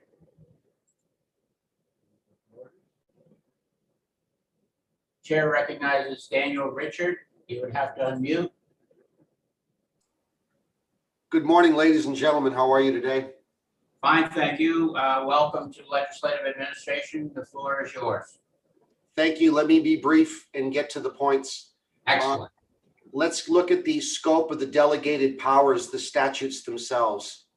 The separation of powers and non-delegation clauses of the Constitution of New Hampshire prohibit the executive from exercising the power of the legislature. A closer look at the EMP, the Emergency Management Powers statutes, is warranted. To examine the language and the scope of the EMP statutes in light of the public health laws, which has been ignored throughout this crisis. Was this panel aware that New Hampshire has had a public health policy for 238 years? I'll take that as a no. We do. It's codified in Title 10, New Hampshire RSA 141C. So let's look at that and go from there. The emergencies, New Hampshire has been managing infectious diseases for its entire history. Our Constitution mentions distemper in Article 43 of Part 2 of our Constitution. We survived smallpox, which was a ruthless killer that killed at a rate of 30%. We survived the Spanish flu and many other provisions of infectious disease. And so, including, unfortunately, the Spanish flu, which was another ruthless killer.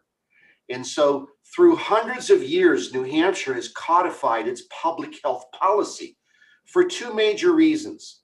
Number one, public health and public safety are two different events. And they're different for this specific reason. A public health event is different because of the cause of action. In other words, how it causes the injury, and two, the duration and scope, which tends to be a long-running event. And this is why our public health policy under 141 has two critical elements that New Hampshire has been robbed of. The governor has taken this from the people by invoking emergency orders where there was already public health policy in place. And it did two critical things. It provided the obligation of the state to protect its citizens. In other words, the probable cause requirements of the state to prove that there's a virus in the first place. And secondarily, the due process rights of its citizens. So under Title 10, the Public Health Department is already charged, the director of our public health already has the ability to quarantine people and to manage the virus. Why the governor went and claimed to the court that he was going to invoke the emergency statutes. He could have still invoked 445 and declared an emergency, and then invoked 141 as his authority, but he didn't do that. The reason he invoked 447 is that he was able to basically tell the court, Your Honor, there's a potential public health crisis coming our way, but the public health laws that have evolved over hundreds of years, they don't matter. We're going to throw them out, and I'm just going to make up new rules and new guidelines, and we've been living with them since. The next thing I'd like to say is also that the original intention of the emergency statutes provisions were justified. I'm not going to quibble over the fact that no one knew when this virus was first announced what the damage and how it would spread and what the consequences would be. So stalling temporarily for a few weeks to get enough PPE in place to make sure that our medical infrastructure was not going to collapse on itself was all warranted, that this was all legitimate at the very first few weeks. But moving from there, we now have the following consequences. So let me make this point. The continued and unlimited renewal of the emergency management powers called the EMP statutes have been, by the executive branch, have caused a constitutional crisis now before this committee. As such, continued renewal has been used to justify the following state actions separate from the stated purpose of emergency orders. The plaintiff, I'm writing a lawsuit here, is now deprived of the following constitutional rights and continues to suffer irreparable harm. And here's what's going on now. We're now being deprived of due process of law. We've abolished all effective means of redress of grievance. We're amending our Constitution. We're changing our laws, changing our voting laws, changing our form of government, changes to our representation at state and federal level, changes to our taxes. All these changes are being achieved without the consent of the voters, in direct violation of the due process of laws required by the Constitution, required to amend our Constitution. So that's really where we're at now. I believe that the concern of an emergency is long past, and now we're causing more damage than can be justified. Thank you for your testimony. Would you be willing to take questions? Yes, sir. Are there any questions from those on Zoom? Seeing none, thank you very much for your testimony. Thank you very much. Have a blessed day. You as well. I see only one. Oh, Well, I put it up there. okay. I voted on Mark from New Hampshire. Mark from New Hampshire. And we have to unmute. Mark, can you unmute? Yes, There you go. Welcome to Legislative Administration. Can you give us your full name, please? yes, my name is Mark Rossetti, and I'm a citizen of the state of New Hampshire. I'm not a resident, I'm a citizen of the state of New Hampshire. My testimony is, first of all, in favor of passing HCR2. My testimony is concerning the closing of the general court or the State House. For this to be seen, we look at House Calendar number 12, and a statement made by the last Speaker of the House, Stephen Shurtleff, to close the general court. This was not lawful. In his statement, he and the President of the Senate, Donna Soucy, were historically, I'm quoting them, suspending New Hampshire legislative activities. He did not use Article 19 from Part 2 of our Constitution, which was to adjourn the House, nor did the governor use Article 43, which was to prorogue the state. So the legislation and our House were closed unlawfully. This is unconscionable. I'm almost finished here. Secondly, if we, the public, had our constitutional redress of grievances back and had a committee to do so, it is very likely that the closing of the state would not have gone on for this long. We need to open the general court for the people and for our legislators to be there. And we need to do that pronto. We need to regard our government from here forward as constitutionally sound. And in order to do that, the voice of the people must be recognized. That can only be done by petition or remonstrance as the general court was originally set up. And we need, once again, a redress of grievance committee. Thank you for allowing me to speak. Thank you for your testimony. Glad you were able to speak. Would you be willing to take questions if there are any? Most certainly. I see none in the committee room. Any on Zoom? I see no hands raised. Thank you very much for your testimony. Thank you very much. Have a good day, and I hope that you'll think about the public and pass HCR 2. Thank you. Last person testifying, I see Representative Timothy Horrigan has raised his hands. I would implore Representative Horrigan to keep it short so that we can stay on schedule and still have somewhat of a balance. Okay, thank you very much, Mr. Chair. So I'm President Timothy Horgan. I represent Stratford County District 6, which is the towns of Madbury, home of your distinguished ranking, home of one of the members of your Representative Wall, and Durham, which actually did eventually get to host several sessions of the legislature. So I was a member of the legislature last year, and I would certainly disagree with the previous speaker's characterization of what Speaker Shurtleff and Senator Susie were doing. They very much wanted the House and Senate continue meeting. It was not safe to do so in Reps Hall. Reps Hall was closed. The governor essentially locked us out of the building, and actually probably in terms of public health for good reason. So it took a while to figure out how to do it. I frankly don't think that Governor Sununu was perhaps terribly helpful to us, or the members of his party in the legislature, but I mean, that's in the past. We are where we are now.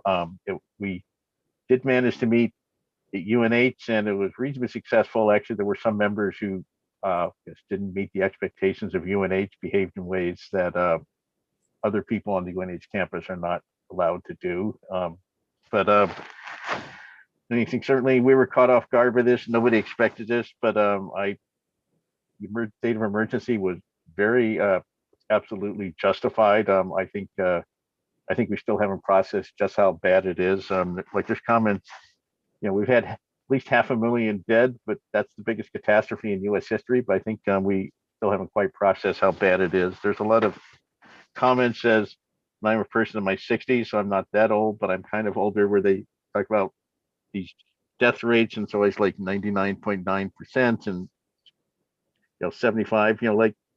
Like in my age bracket, it's 99.5%, which I guess the idea is so trivial we shouldn't be doing it. Now that's 1 in 200. I would like to think I have more than 1 in 200 chance of surviving through the next year or so. So that's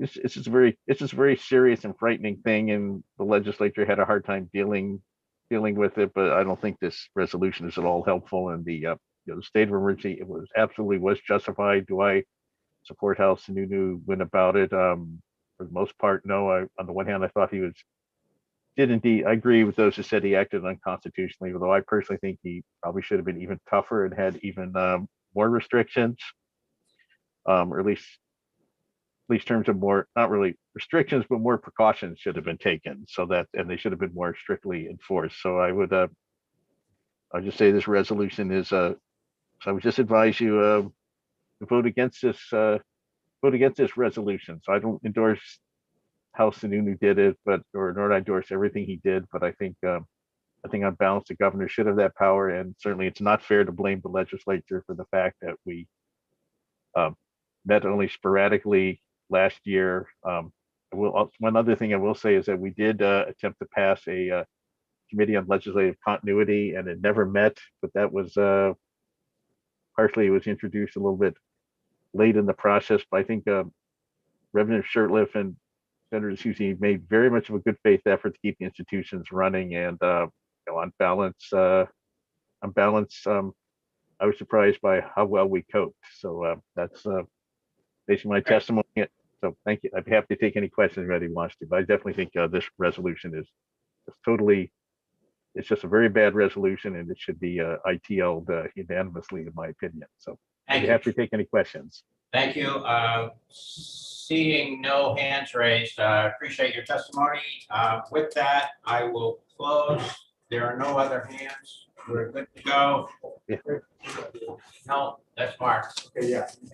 Thank you for testimony. We're closing the hearing Oh, on thank you. HCR 2. And we will give us 5 minutes to reconfigure everything, and we will be back at 11. hope I didn't put you on the spot, and I didn't intend to, asking about, you say who they, if they support or not. Well, I, Well, it was pretty no, you obvious were right this one, yeah. until all of a sudden I'm looking at it. Oh, and when I come back, I will tell, Our chairman on the spot. there were 288 supporting and 84 opposed. Wow. But nobody, only Tim spoke in opposition, so. that Oh, was- wow. I did not know that. Thank you, Mr. Chair. You're Glad welcome. I hopped on time. Thanks. Can they still see? Mr. Chairman, would you like Yes, me to still move up. the computer for the room for 10 minutes? It's- Yeah.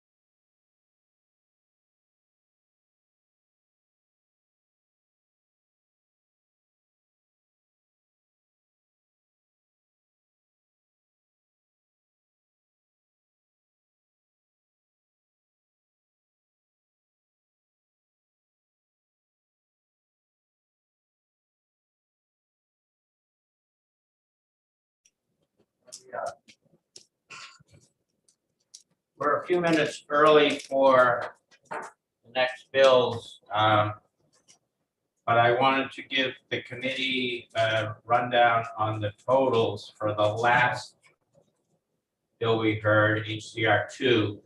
By my count, there were 295 in support. There were 85 in opposition.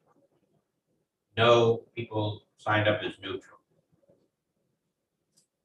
Is that reps and the public? I'm sorry? Is that reps and the public or? Yes. Yes, in total. Anybody have questions on that, or does that seem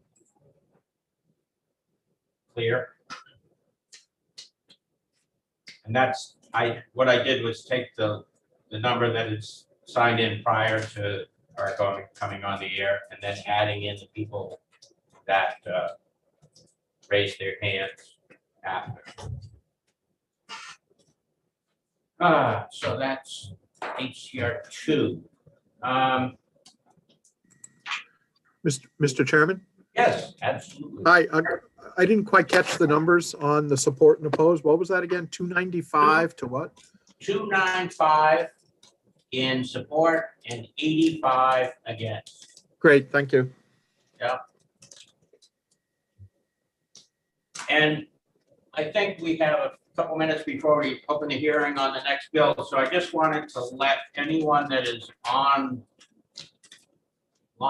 and listening to know that the calendar, I wrote this little blurb up.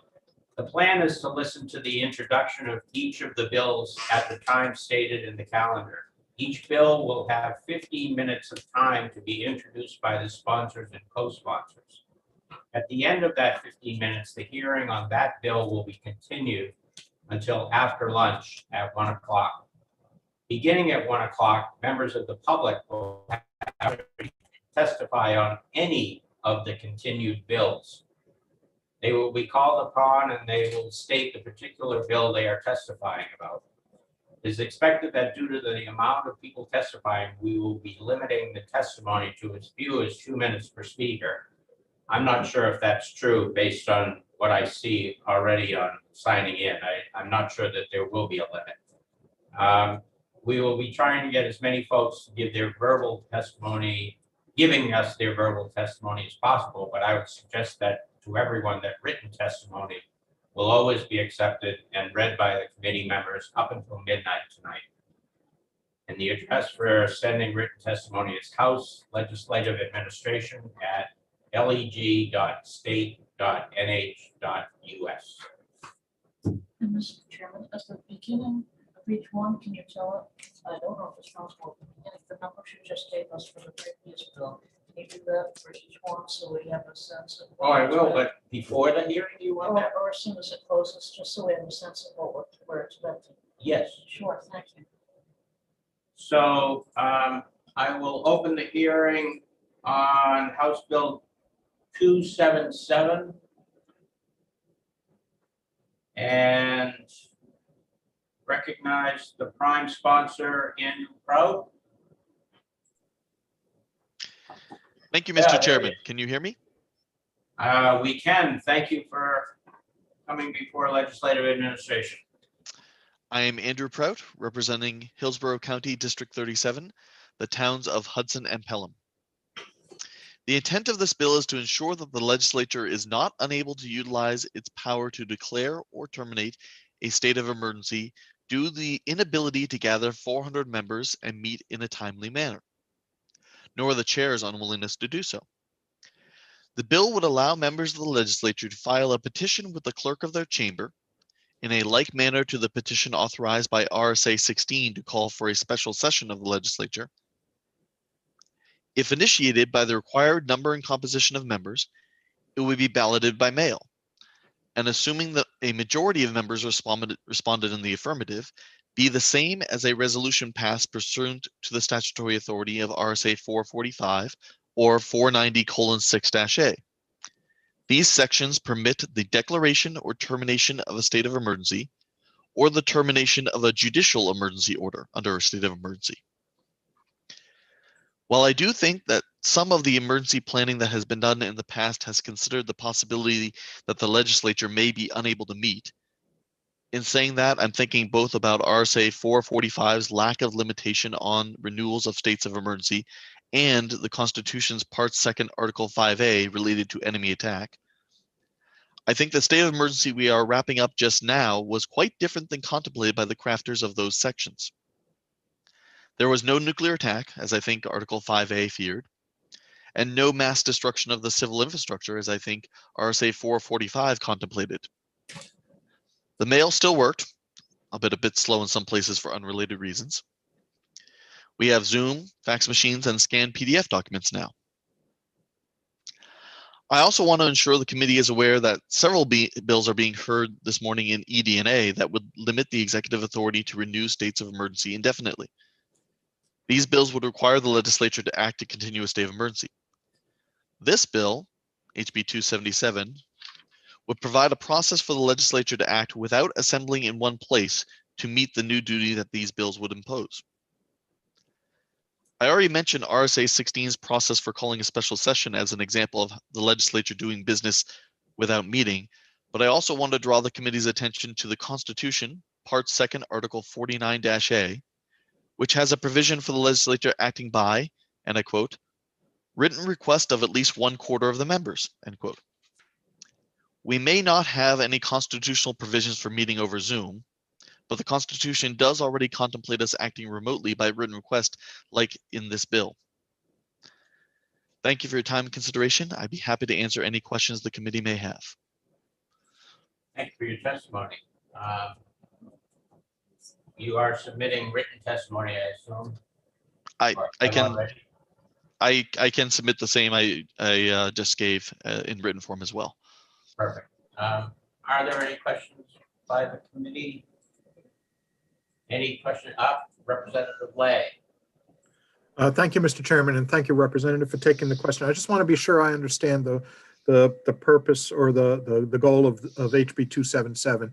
So it is simply that following the standard procedure for a petition, if the petition is then voted on remotely, via the mail or whatever, balloted that way, and the petition is supported by a majority of the chamber, then it is to be considered as equivalent to passage of a resolution ending in this case, probably ending a state of emergency. Is that correct? That was correct. It is would apply to both declaring, ending, and also the other section ending a judicial emergency order. So any of the three statutory ways to statutory triggers for a resolution. Okay, thank you. Yeah, I just wanted to make sure I understood it. Thank you. Are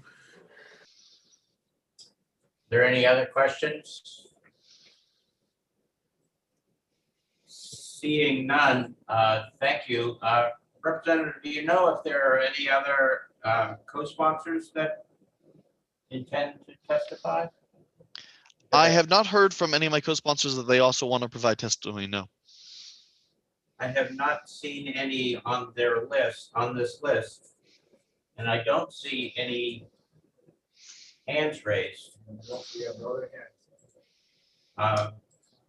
Sounds like you're free to go. Not quite, I'm up next. Well, you're gonna have to hang on while we reset. Seeing no other testimony, I will close the hearing on 277 and we'll reopen at 11:20. Yeah, 11:20 for House Bill 280.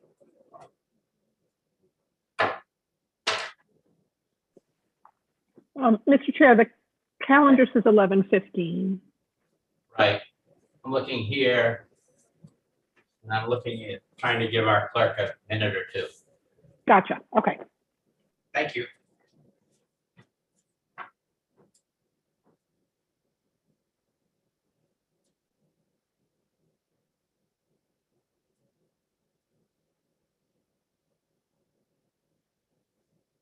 In the interim, I will say that if anyone signed on at 11:15 waiting to hear House Bill 280, that the plan is for the prime sponsors to introduce the bill, and then we will continue the hearing on that bill until 1 o'clock, when members of the public will be allowed to testify.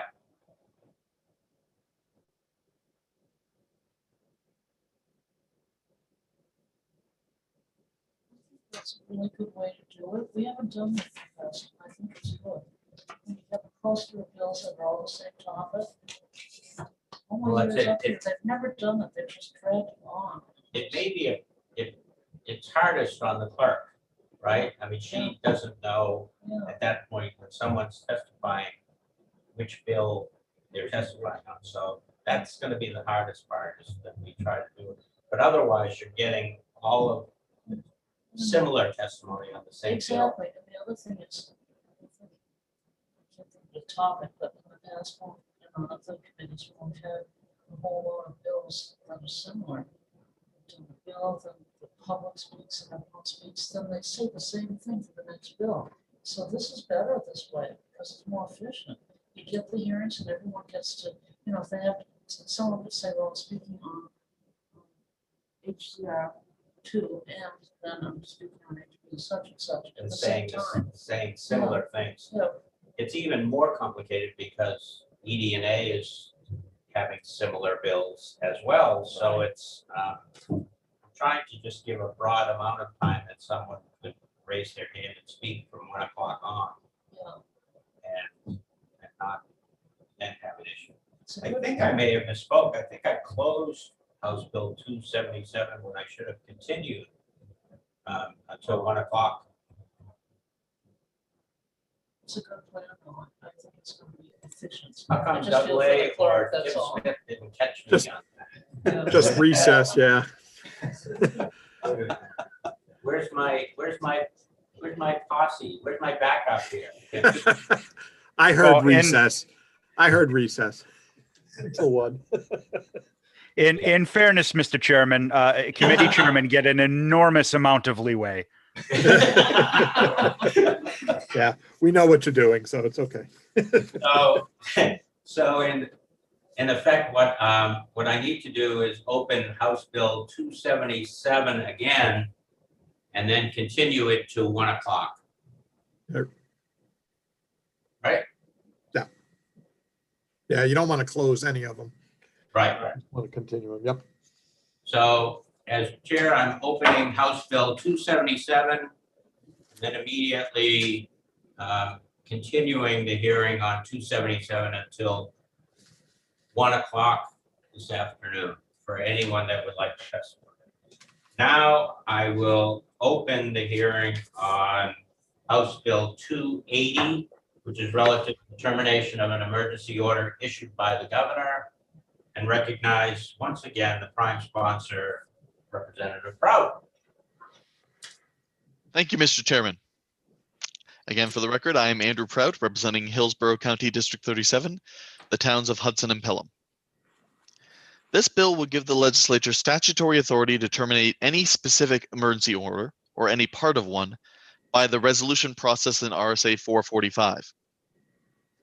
Current law allows only for the termination of the entire state of emergency and every emergency order issued thereunder in an all or nothing fashion. This bill would allow for a more nuanced approach to address things the legislature may disagree with. I'd like to draw the committee's attention to RSA 490:6A, which deals with judicial emergency orders issued during a state of emergency.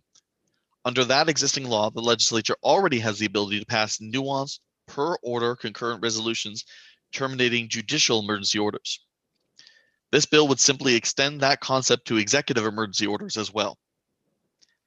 Thank you for your time and consideration. I'd be happy to answer any questions the committee may have.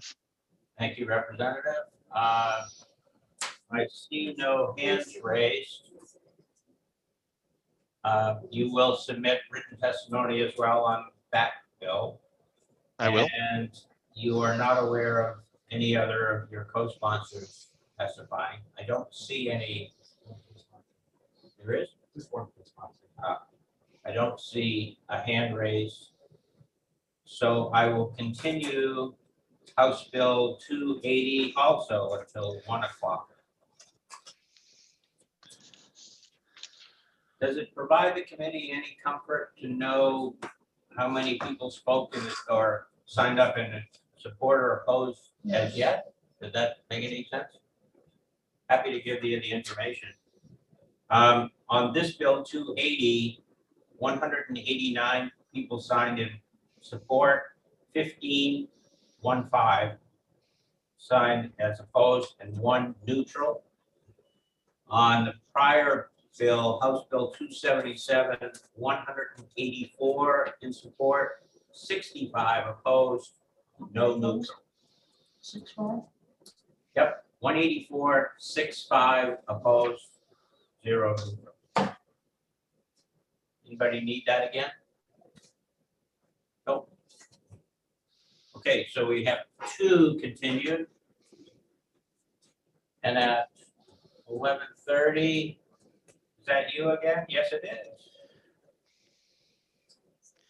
The prime Okay. is in another committee, so he asked me to introduce it on his behalf. Are you testifying? Is Representative Lakis testifying as well?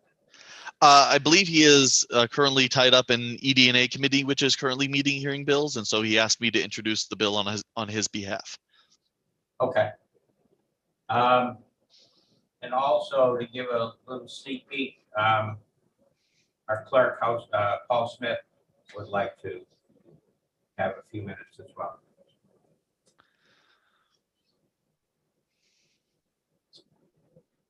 So we have 6 minutes.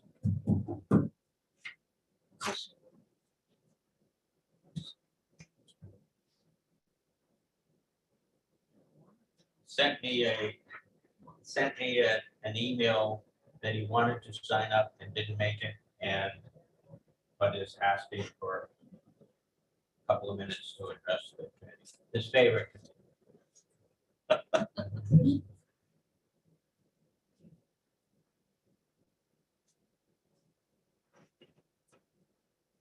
I think the people at Zoom picked the right today. It's like a meat locker in here today. It's about 50 degrees. Colder after tonight. Tomorrow's supposed to be Real bad. below 0, which So right now in Australia, they're in summertime, right? Does that give you an idea? Yeah. Do they have regions without the humidity that we have for ours? It's huge, so it must have regions with everything. like, what's the weather like in the United States?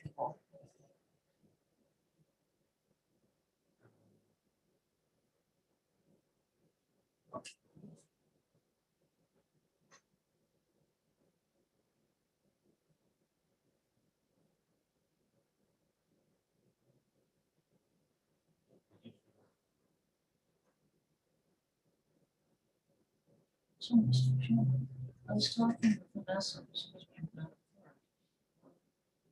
Well, we have all these written testimony. She didn't genuflect. When we have all this written testimony, how do we access that? Where does it go? It's supposed to go to you. You're supposed to get a copy of it. Everything. That's what I'll be looking for. Who is sending it to me? It goes through the email. It's been coming up on my phone all day, so they have been submitting it. I've seen it come through. Yep.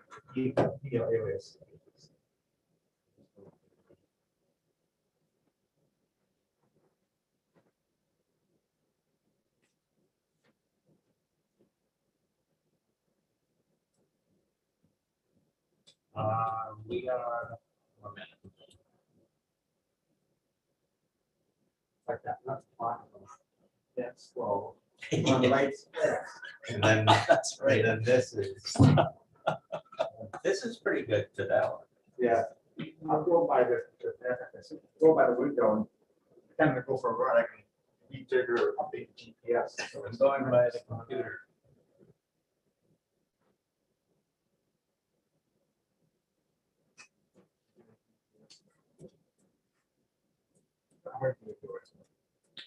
You're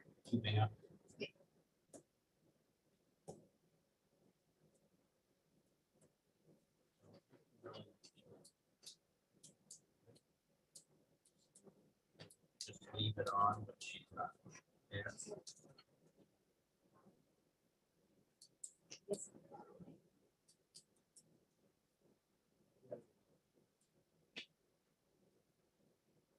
The GPS. Yeah. No, it's perfect. Watch. Yep.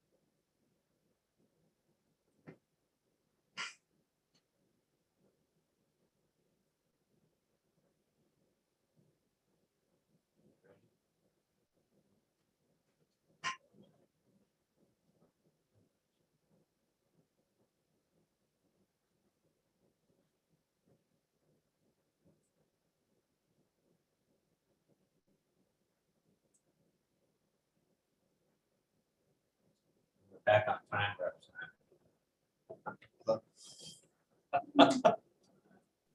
Happy to help.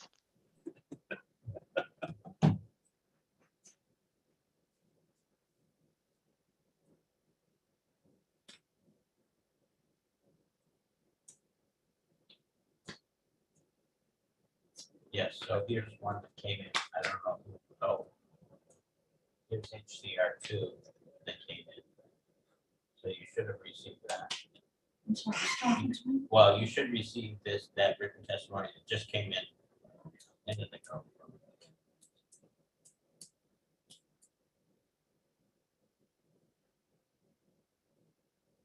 Belmont.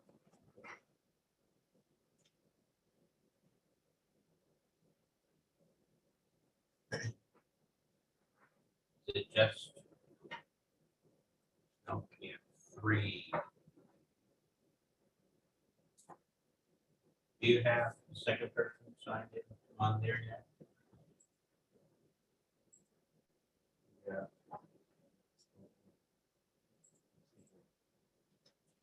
Okay, we're opening House Bill 325, which is relative determination of a state emergency by a simple resolution. I recognize the prime sponsor. No, one of the sponsors, Representative Prout. Thank you, Mr. Chairman.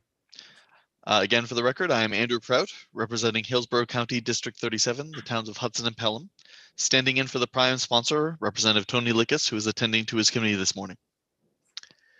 This bill would change the authority to terminate states of emergency or judicial emergency orders from a concurrent resolution passed by both chambers of the legislature to a simple resolution passed by either chamber.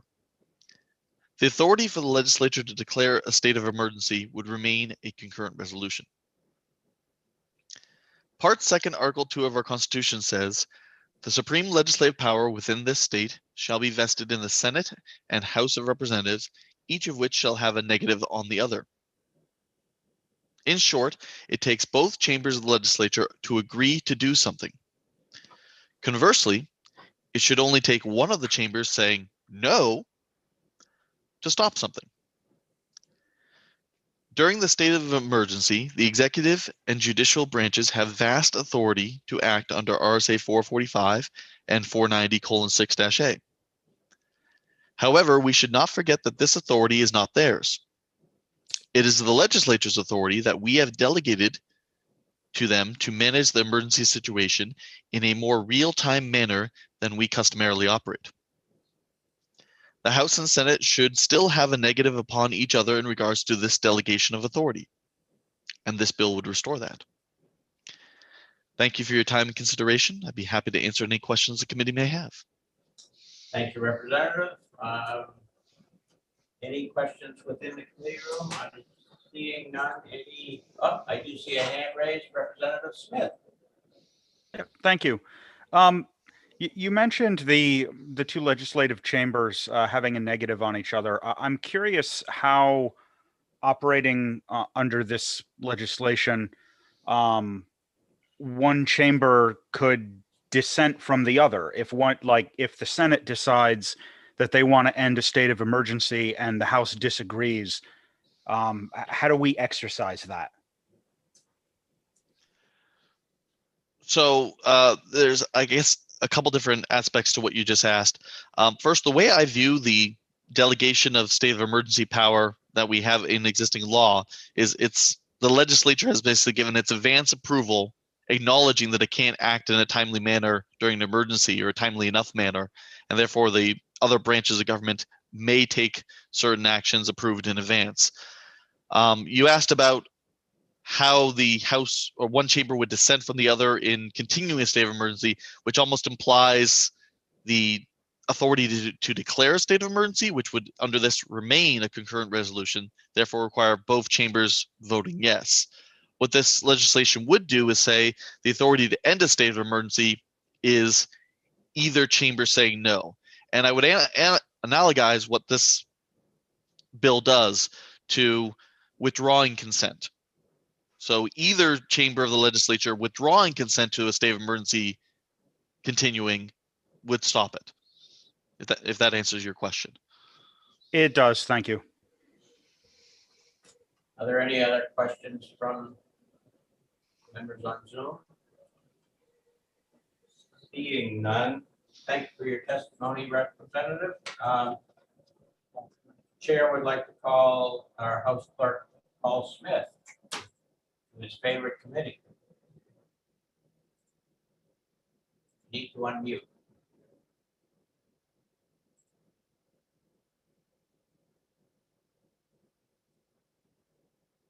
Mr. Clerk, would you like to unmute?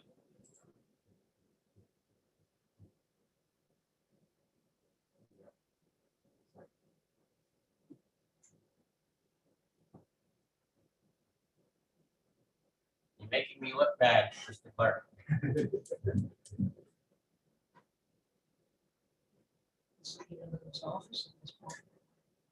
He could be making an egg with the other bills. No, he said he was.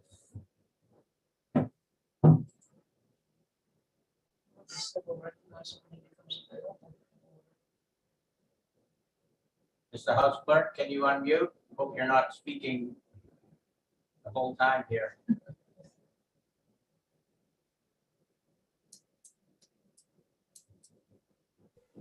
I just sent the clerk a text message to make sure he knows. He's going to read mine too. Thank you.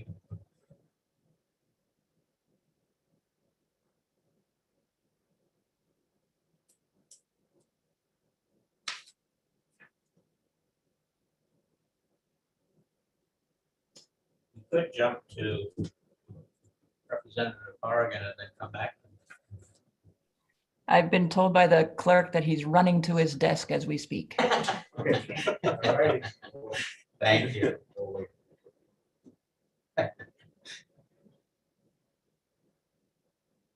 From Pembroke or? From the speaker's office. There you go. Sorry, members of the committee, I was in the speaker's office talking about remonstrances. My apologies. Thank you, Mr. Chairman, and members of the committee. For the record, Paul Smith, Clerk of the House, not testifying in favor or opposed to the legislation. I just wanted to touch base briefly. The House Legal Counsel and I, James Cianci, are planning to prepare a memorandum for you as the committee on this bill and some other issues. There are some concerns with how the language is drafted and specifically the powers of a simple resolution, which in fact has no force of law, being used to determine something of this sort of magnitude. So I would just, I just wanted to sort of point out that the legal counsel and I are working on drafting a memorandum for you regarding this type of legislation. And I just wanted to make you aware of that. So thank you, Mr. Chairman. Excellent. You did that while catching your breath. That was remarkable. Would you be willing to take any questions from anyone here? Of course. Are there any questions from the committee room? When can we expect that? When can we expect the memorandum? We have a question of when we would expect to see that memorandum. So we're working on that today. We're hoping to have something to you late today, tomorrow, perhaps. Excellent, thank you. And that'll be emailed, or will that come through? Yeah, we'll send that via email, Mr. Chairman. Okay, thank you very much. Are there questions from anyone on Zoom, or seeing none? Thank you very much. Thank you. I see one other hand raised. Representative Horrigan. Chair recognizes the representative. Oh, there he is. Need to unmute. There I am. I'm on camera too. I apologize for not wearing a tie. I didn't know I was going to be testifying on these bills today, but it's actually, we're not talking about the next bill, but applies, this comment applies to the next bill, like to it essentially gives a simple majority of one house the ability to veto a state of resolution to overrule the governor in the other house. And especially right now we have, especially with this, especially obvious problem. Yeah. Representative, are you testifying on House Bill 325? Yes, I am. Yes, thank you. I'm testifying against House Bill 325. I continue to be Resident Timothy Horrigan. I still represent the towns of Durham and Madbury. And okay, I'm breaking my own rule. This was to introduce House Bill 325. And we're going to continue this until 1 o'clock. And have other testimony other than co-sponsors and sponsors. Oh no, I'm definitely not a sponsor, and I'm not in favor of it. So okay, can I ask you to hold off until 1 o'clock and then come back and raise your hand? Oh sure, why not? Yes, thank you. And thank you.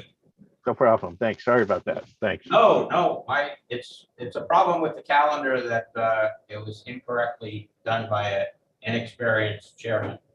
Oh, so it's my fault, not yours. But 1 o'clock would be great for you to testify on that and any of the other bills at the same time. Oh, that would be good. Thank you. Yes. So I'll try to be back at 1, and you're doing a good job. So no worries. Thanks. Thank you very much. Have a good day. No problem. With that, we have 5 minutes for House Bill 559. So I will continue House Bill. There is one other person on there, Donald McFarland. Is he that signed up that he would like to speak? That is actually the fellow that was having his driveway plowed, right? So theoretically, he should testify at 1 o'clock. Okay. So I will continue the hearing on House Bill 325 until 1 o'clock. Next up will be House Bill 559.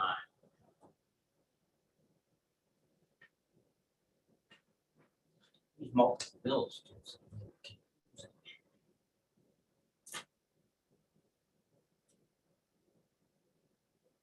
If anyone was interested on that one, House Bill 325, there are 106 people in support, 66 opposed.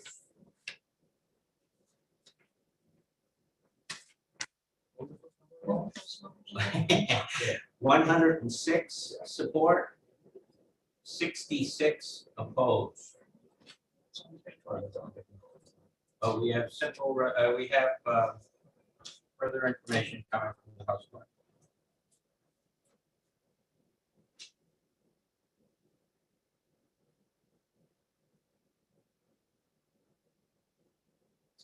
There's actually no one signed up to speak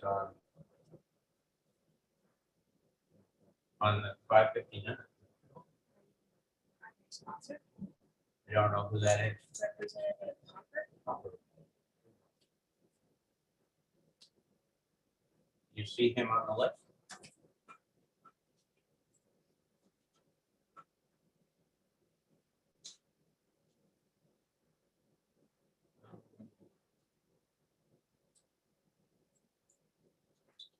I have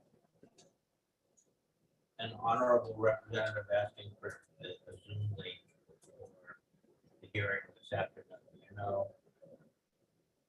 Other than the, he can get it right off the calendar, right? Yeah, we just go to the calendar.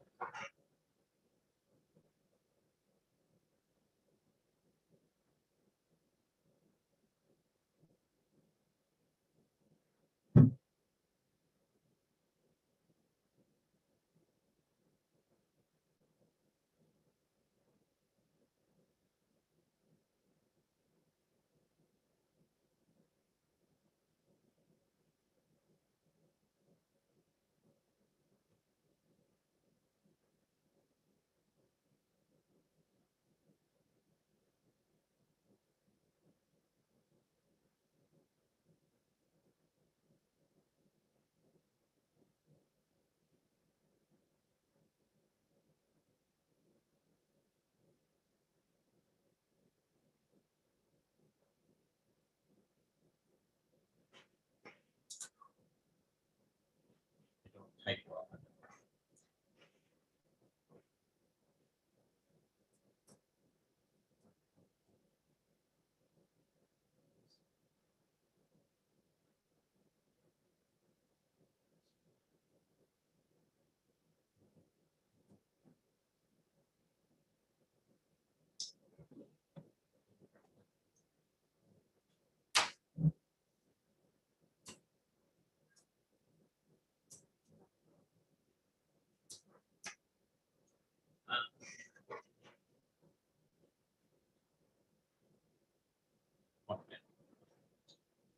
Be back in that up there. Gary. Yeah.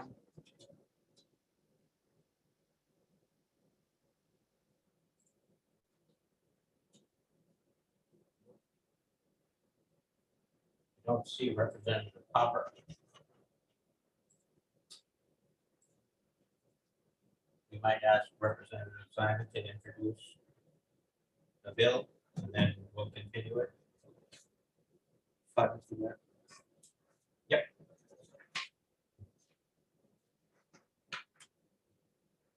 From the Senate. What do you want me to say about Okay. Well, you can just read the title and say, I'm here to introduce, and then we'll ask you questions about it.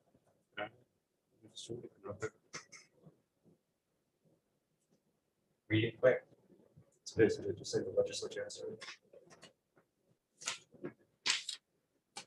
As a courtesy to Representative Hopper, we will introduce the hearing, the bill for him. So I'll open the hearing on House Bill 559 and recognize not the prime sponsor, but Representative Simon to introduce the bill. Thank you, Mr. Chair. I would like to just introduce Bill 559, a bill that requires the legislature to renew a state of emergency beyond the initial 21-day period. Looks like for the most part, this bill just requires that the state of emergency be extended by the legislature itself after the 21 days of declaration initially set forth by the governor. That's it. Thank you. Yeah, you're welcome. Did you have written testimony? I would love to submit written testimony to you. I'll have to go write it right now. Thank you for doing that, Representative. Seeing no other hands raised. Oh, yes, there is. And Leslie is not a co-sponsor, so she falls into this question that I have, or this. Our goal here, Leslie, if you can listen to us, is to continue this hearing until 1 o'clock so that all members of the public can testify on any of the bills of a similar nature. So we will be continuing the bill until 1 o'clock. And if you would like to raise your hand at that time, we will recognize you and take your testimony.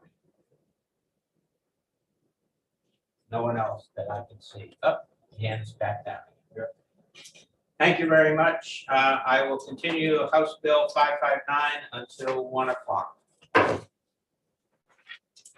Next up, oh, and if you want the numbers on that one, it is in support, we have 164. Opposed, 17. No neutral.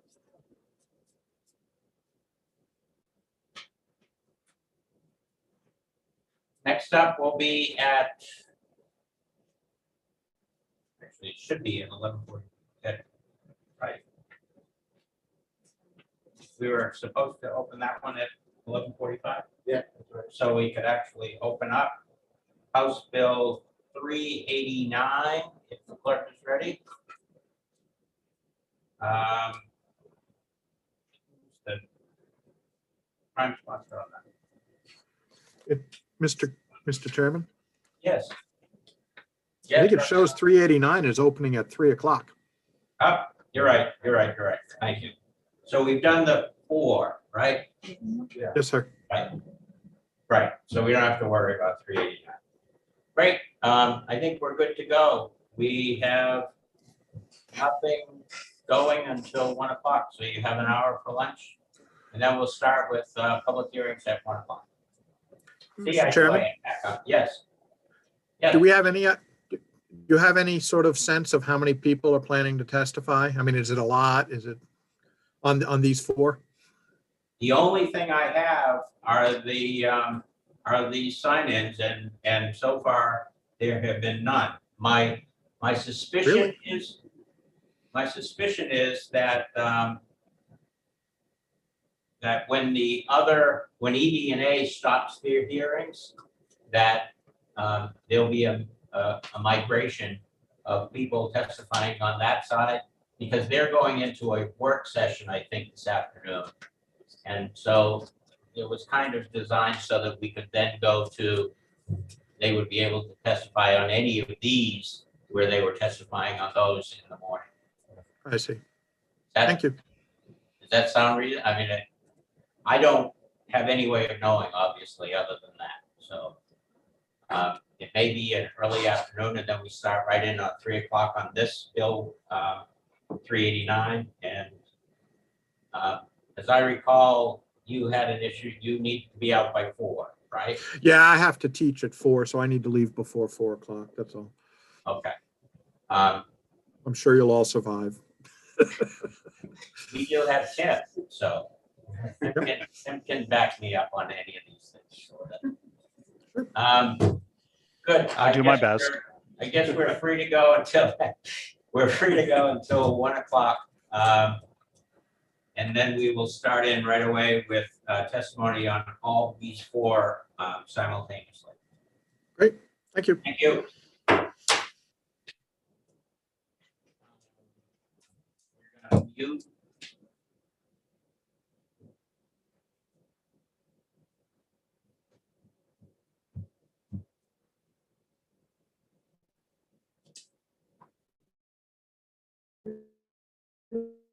Those numbers.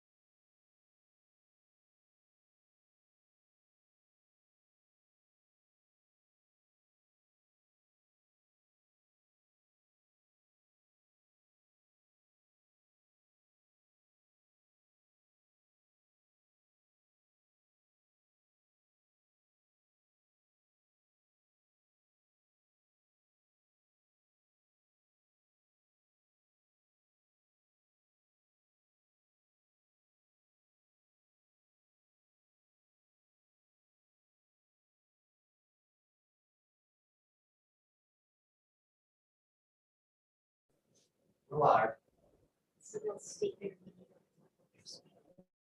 That's what we.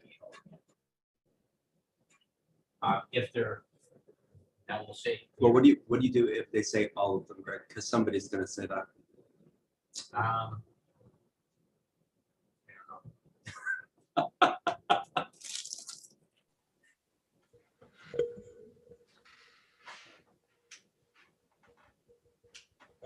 Tim's on there.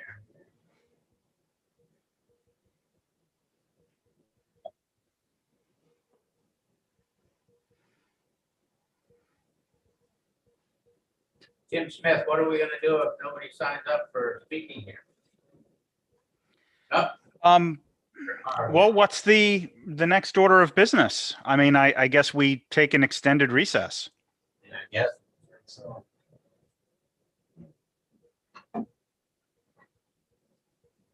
So far, we have one hand. I think if I remember the schedule right, our next introduction was at 3 o'clock. Yeah. Yeah. So then we'll have an uneventful recess till then, maybe. Yeah. Play virtual poker or something.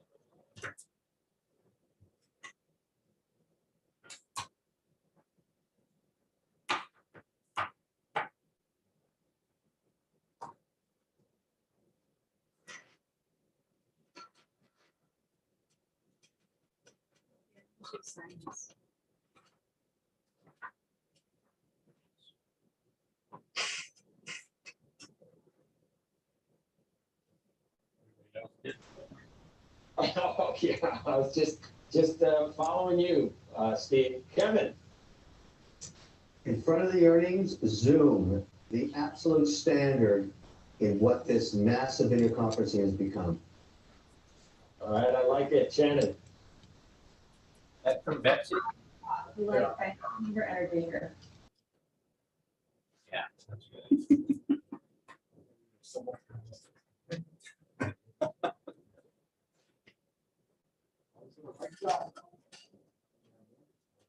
All right, so I would have thought we would see some of the folks that were on the HCR bill pop over, but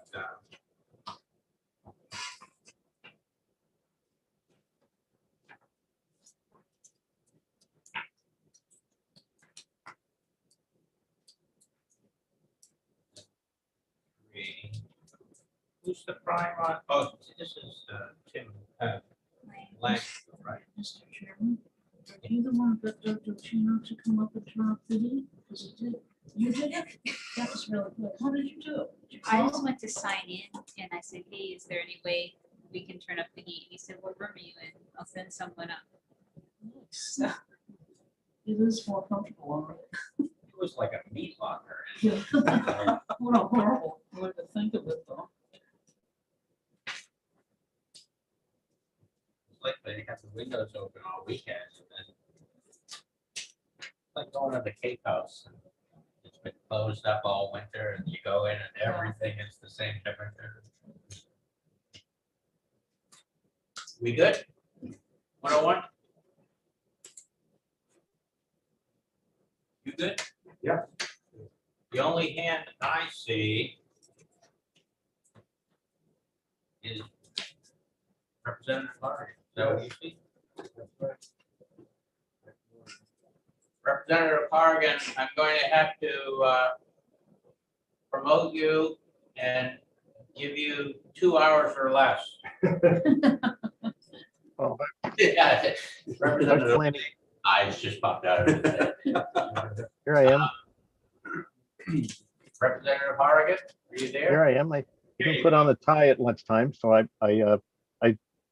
certainly don't plan to use the full 2 hours. I have better things to do with the 2 hours than listen to myself talk, and you probably feel even more so that way. So I continue to be Representative Timothy Horrigan. I represent Stratford County District 6, the towns of Durham and Madbury. So I'd like to speak in opposition to the bills that we heard, bills that this committee heard this morning, like all 3 or 4 of them. I've lost track of how many there are. Can you limit for the clerk, for the purpose of the clerk making notes here. Can you delineate your comments by bill? Or is All right, that, sure. Well, that's doable. Let me pull up the agenda here to see which was which. Okay. Yeah, I've got printouts of some of them. So so the first 277, then we went to 280. okay. Well, 277. Problem with 277 is I think this was one of the ones that allowed 27 with the 277, I guess, is one of the ones that allowed just one branch of the legislature to terminate the state of emergency, and that's unwise because that effectively gives 13 senators a veto over the government policy to terminate the state of emergency, and that's a problem with some of the others, especially with the Senate, especially as a small body. So theoretically, it's 13. The same could happen in the House, especially if we do it during the current emergency, where we still really haven't figured out how to meet. We had what I think we all agree is a pretty chaotic 2-day session last year. So there's no guarantee that that who shows up. So there's definitely a possibility you could have a group that's large enough that more than the 200 needed for a quorum, but still like not really a representative cross section of the House showing up to terminate a state of emergency that might actually still have broad support. And that's also a problem with 325. So that's a big flaw with both of those. The Representative Hopper's bill, the last one, which nobody all came to speak in, that requires a concurrent resolution. That's a little bit more problematic, but even then, and of course that one too, also the state of emergency expires after 21 days, which is an unreasonably short time, even when there isn't a pandemic, even when people aren't scared for their lives, even when every aspect of our life hasn't been turned upside down. So especially now, those are all unrealistic expectations. And I also like to go ahead and once again defend, I think, the leadership of the last legislature. They've been kind of given rather shabby treatment in retrospect. They've been accused of just walking away from their job, and nothing could be farther from the truth. So I know for a fact that they both worked very, very hard to keep the institution going and frankly, with no help from the governor's office at all, as far as I could tell. I'm sure there's more going on. I'm not privy to a lot of what was going on, just what I could see as a veteran member who's fairly involved in the legislative, who's at least tries to stay involved in the legislative process. I saw very little support coming from the governor. So it was mostly the majority leadership, especially the House, trying to keep things going. And they did keep things going, but it was a struggle, and we're still not back up to capacity. So I guess I think all three of these are bad. It's very dangerous. It's very dangerous to give one chamber of the legislature the chance to terminate a state of emergency for not necessarily any good reason at all. The state of emergency that we're all still living under, we've been living under for almost a year. I don't necessarily agree with everything of it. I certainly don't agree with every aspect of how the governor handled it, but I think the precautions, if anything, have not been strict enough. So even though it's also worth noting that the great mass of the people who don't pay any attention to what we're doing here in Concord or Bedford or wherever it is we're located at the moment, most of them they seem to be appropriately appropriately scared by what's going on. They're taking appropriate precautions. You go into like for example, you go in any store, people are staying 6 feet apart. They are masked up. They are even following the little green arrows on the floor of the market basket. So for the most part, the people are taking this very seriously. So the people who we serve, I think they almost seem to understand it more than those of us in the legislature do, to a certain extent. So I think this is not a good idea to make it too easy to terminate a state of emergency. I mean, I could imagine certainly a governor could abuse it, and I think we don't need to pass these bills. We still have also plenty of other tools in arsenal in case some future governor totally abuses it. But I don't think that's the situation right here. And I certainly speak as someone was not at all a fan of Governor Sununu. So I definitely, I'm not a big fan of how he's been handling things, but I do think the state of emergency was appropriate. And I also, once again, I do think these bills are a bad idea. So I'd be happy to take any questions. Thank you for your testimony. I will ask if there are any questions in the committee room for Representative Corrigan. Thank you, Mr. Chairman. Representative Morgan, you said all three of these are bad. Does that mean you're not speaking on the other two, that you spoke up for everything, or what? Well, I'm not sure exactly how to do. We're hearing all three, so I'm not opposed to passing any of those bills that we heard this morning. So I don't know, I'm not sure exactly how to go about saying it, but we're having a joint hearing on the 4 bills. So all 4 you are registering opposition. Yes, exactly. Hopefully that's an adequate answer. Thank you. Any further questions? Any questions from anyone on Zoom or by telephone? Seeing none. Thank you, Representative. Oh, thank you, Mr. Chair. So thank you. You're doing a good job under difficult circumstances, and try not to freeze to death in the meat locker. So thanks. Thank you, Representative. I see no other hands, and no one has signed up here. We've still not heard from Representative Hopper. Prime sponsor of 559. I think his own committee is meeting today, so that could be where he is, but I'm just speculating. He's in criminal justice now, right? Yes, are they meeting today? I don't know. I don't know. Yes, they are meeting today. They are. They are meeting. Anybody have the ability to take form and not have the ability to testify in his own bill? But I think you know what we normally do if the prime sponsor doesn't show up.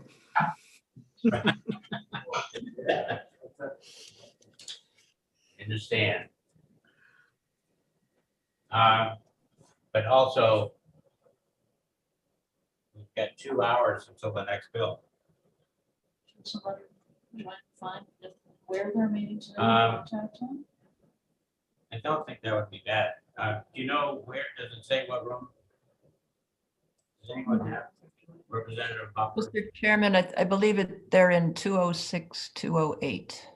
Thank you. You want me to go find him? Would you run that? Where is it? 206. Representative Hill, Yes. I'm sending Gary a text right now. Okay, we're sending Representative Simon. We'll see which gets there first. Okay, either way, thanks.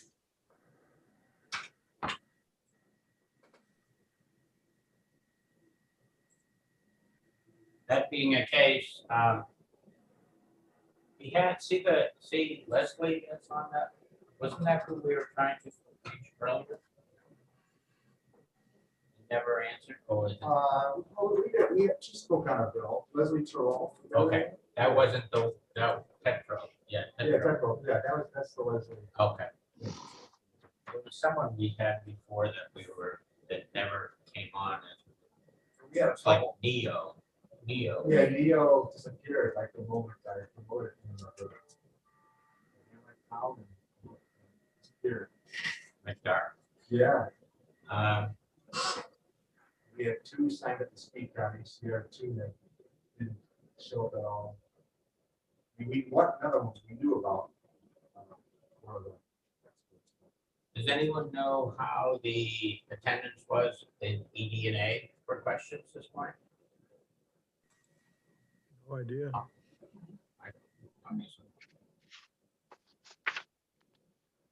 Well, we'll give it a minute or two for Try. Representative Hopper. Otherwise, this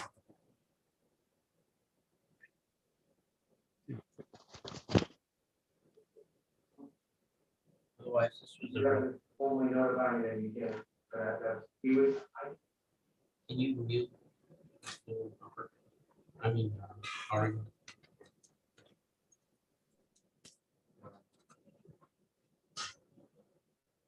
And Tim wanted to know if he should be here right at 3.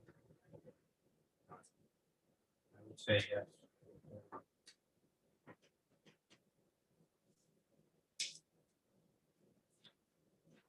Too bad, we could almost do an exec and heard the bill that we missed last week.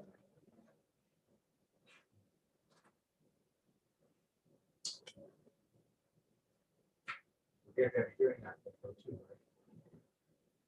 What's that? Don't we have to have a hearing on that? Yeah, yeah, we can do that.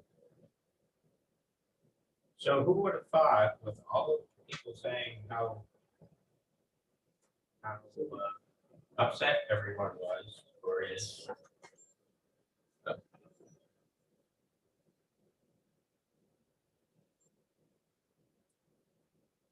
Yes.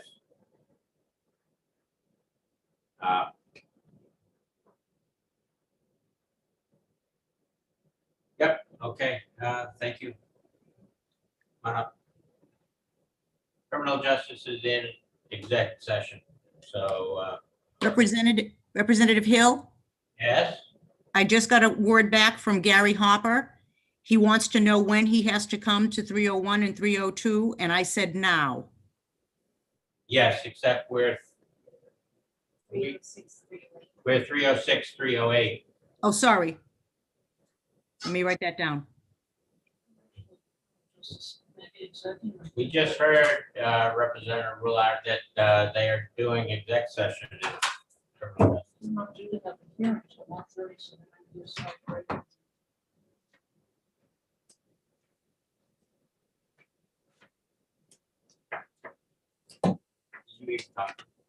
No, they were in the middle of taking a vote, so. I mean, should I go, I mean, they're right below us. No, Representative Roulard sent him a text. And He said he can be there in 10 minutes. Is that too late? nope, that's fine. We'll wait for him. Okay, I'll tell him 10 minutes. We'll wait. Okay, we're recessed for 10 minutes. That'll make it 1:25. Wait till 1:25. Got it.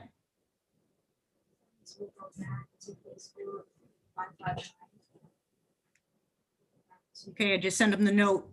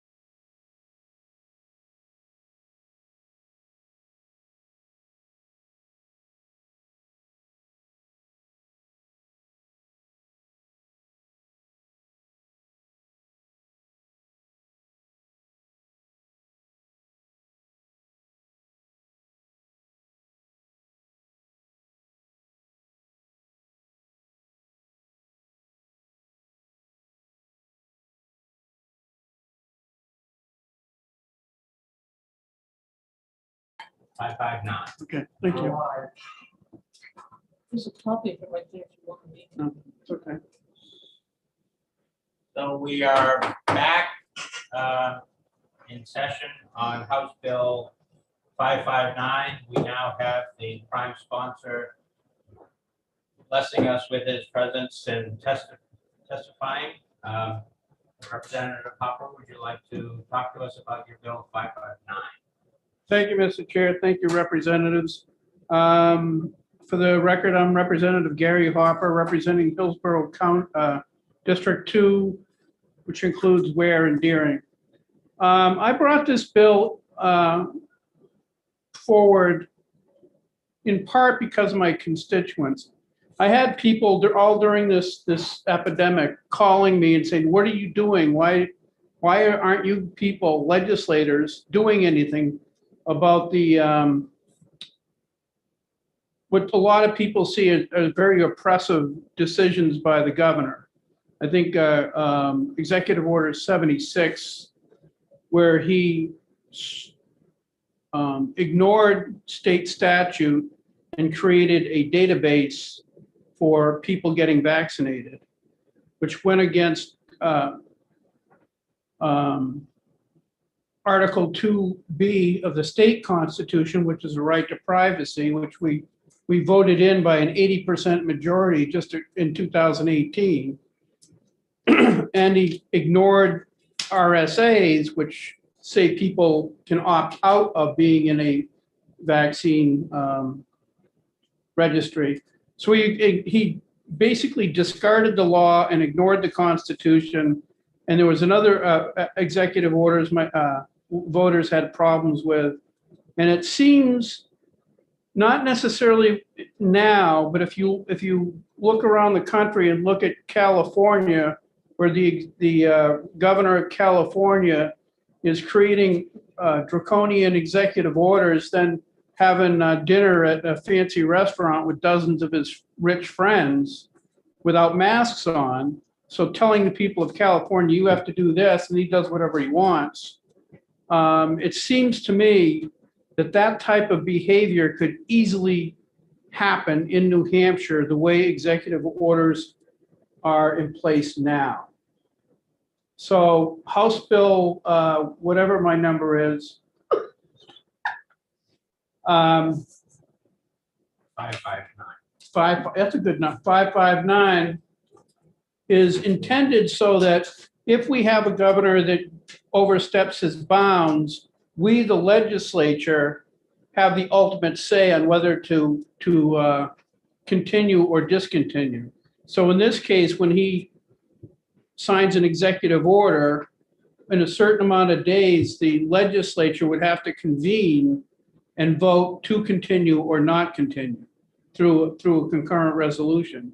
And if there is no vote of the legislature, then the executive order dies a timely death. That's basically it. So the legislature, because we all know our voters, we all know that they feel comfortable talking to us in the supermarket. And if they're really upset, we should have an opportunity to chime in on executive orders. And if the governor believes an executive order is absolutely necessary, then he should be able to convince us as legislators that that's the case. So that when a constituent comes up to me and says, "Why aren't you doing X?" I can say, well, we had a discussion about that in the legislature, and the governor made this compelling argument. And so we're extending it for another 28 days. So that's the intent, is just so that the people still have a say in government, even during an executive order. Because right now, I know constituents who have called the governor, tried to talk to the governor, and they get zero response. So I think this allows them, the people of New Hampshire, more say in these very difficult times, because I think one of some of the fallout of COVID-19 is the people's inability to have control. They feel like they've lost control of their government. And that's not an acceptable condition in the live free or die state. I'll give you a simple example. When the governor signed I believe it was the first executive order that had churches all shut down. One of the consequences of that was that every 12-step meeting in the state shut down. You had in a crisis situation we have now, it is very, very difficult for people who are struggling with addiction. And so when the one form of support that isn't government supported, it's all volunteer, that entire swath of help that was out there was killed instantly, because almost all of those 12-step and 12-step type meetings, AA, NA, HA, all of those meetings, or almost all of those meetings take place in churches, and they were all killed all at once. The number of people relapsing, we talk about the number of people dying from COVID. I don't know what the number of people dying from overdose right now, but it's really high. I also know that the number of people relapsing and having, suicide and everything else has gone through the roof. So by passing this law where the legislators can hear from their communities, come in and support or reject an emergency order, I think will make the governor more accountable to the people, and the people us more accountable to the people also, which is kind of the point of what we do for work, really. I think that's it. Thank you for your testimony. Was that an hour and 15? You got 10 minutes. Do you have any time for questions? Sure. Anyone in the committee have questions? Anyone on Zoom have questions? I have one. You stated in your testimony that that people are feeling like they're not being heard, or they have no opportunity for being heard. We have 5 bills here on solutions, all dealing with emergency powers. In total, of the 5, we have 4 people testifying, either for or against, total of 4. Yep. So does that not imply the idea that people want to have their voices heard, or are they requesting for you to be their voice? No, I thank you, Mr. Chairman, but I don't believe that is particularly relevant.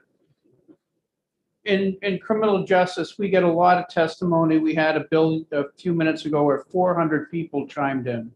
They didn't talk, but right? But that's because those are well publicized bills. There's advocacy groups that gin up support or gin up people to fight back against Bill A, B, and C. In a little while, we got a marijuana bill. I know there's a lot of people who want to speak on that.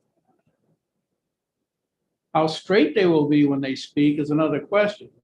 But anyway, there's a lot of advocacy groups for different things that we hear up here in the legislature. I don't think there's the same kind of infrastructure for bills such as this that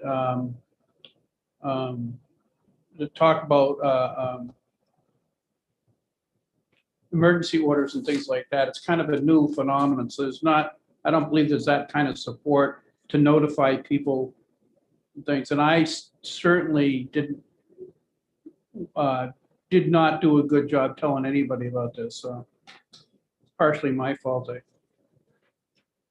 As a follow-up, these all have indicated support for somewhere close to 200 people have signed on to support these 5 bills. Yeah. But yet only 4 wanted to testify. They're shy? Yeah, I don't know. I have a hard, it was just asking for your impression or your idea of whether you think that there is a allowed minority or whether you think that your bill is necessary because there are so many people wanting you to represent them in this action.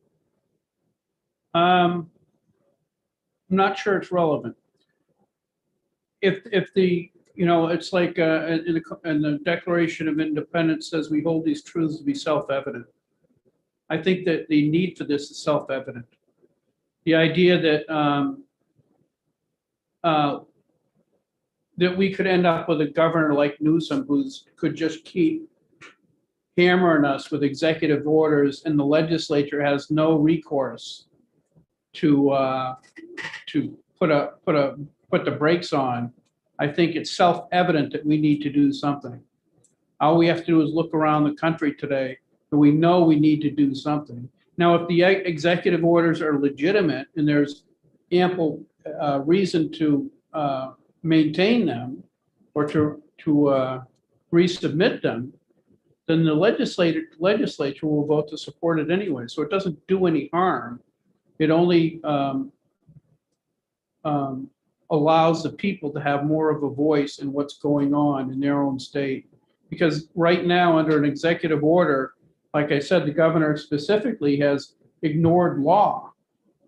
He basically, you know, just wiped it out, which I'm not sure that's the place for an executive order. And if he had to come to the legislature and say, and we ask him, why are you doing this? Why is this necessary? At least he would have a, you know, some sort of justification for it. So I think this is self-evident. I don't think I need 5 million people calling in support, but primarily I think people are intimidated by you, Mr. Chairman.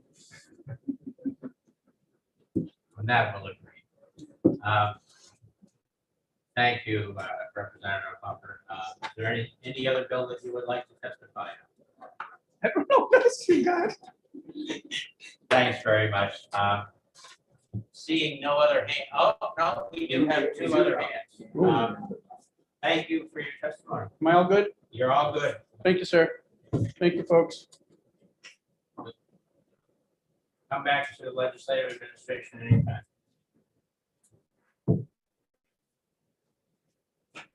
I think they're handing out samples downstairs, so. Leslie would be fine. The chair will recognize Leslie Tetrol. Is that right? Leslie Tetrol, is that right?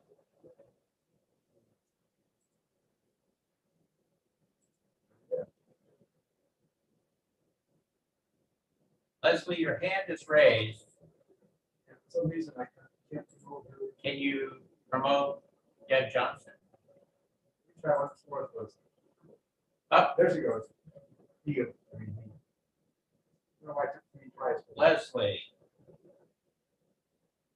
Unmuted. Yeah. Leslie, are you there? Up, muted again.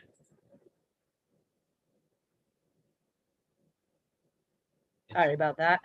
There you go. All right. Thank you. I just wanted to quickly ask the gentleman's name that just spoke. I didn't catch it, and I wanted to write it down.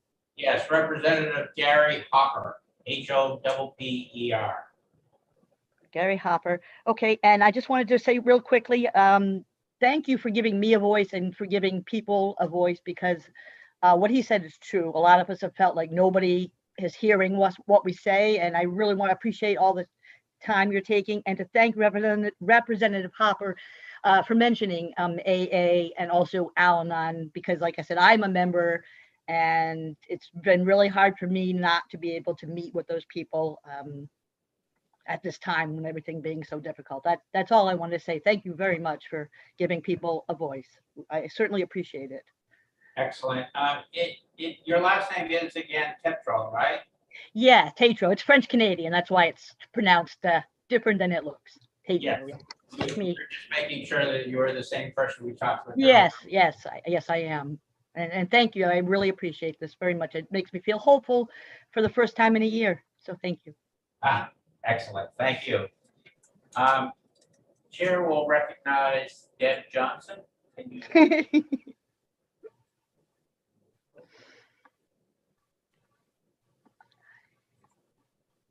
Deb Johnson, are you there? You'll have to unmute Deb Johnson.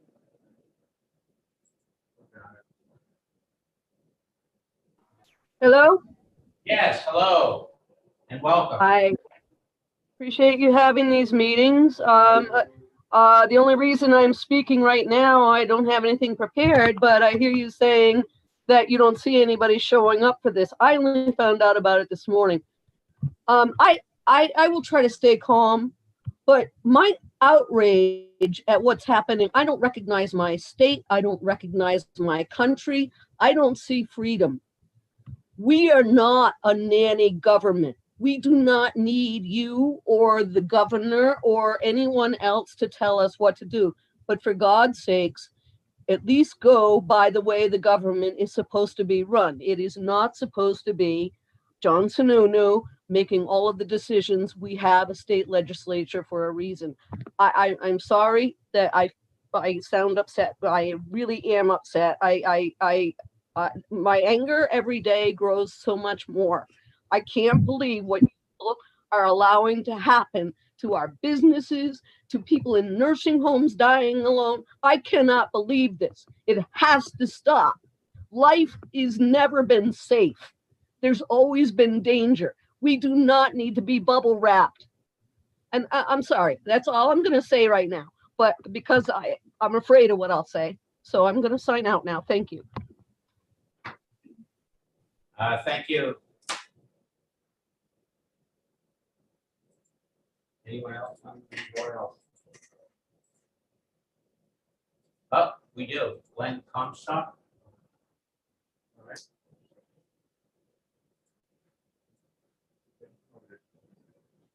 Mr. Comstock?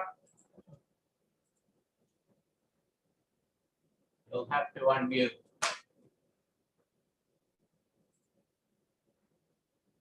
Chair recognizes Glenn Comstock. Thank you, Mr. Chair. Mr. Chair, first, I want to remind people that you guys are not necessarily the chair, but all the representatives who we see today. You represent the people of the Granite State.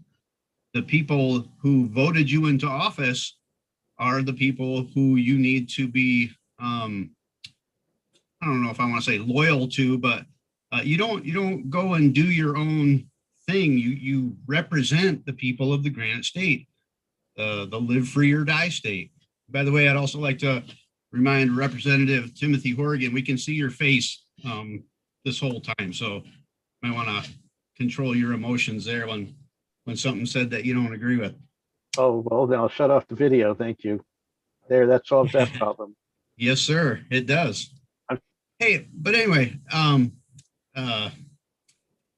I just really wanted to say the same kind of thing, just that you represent us.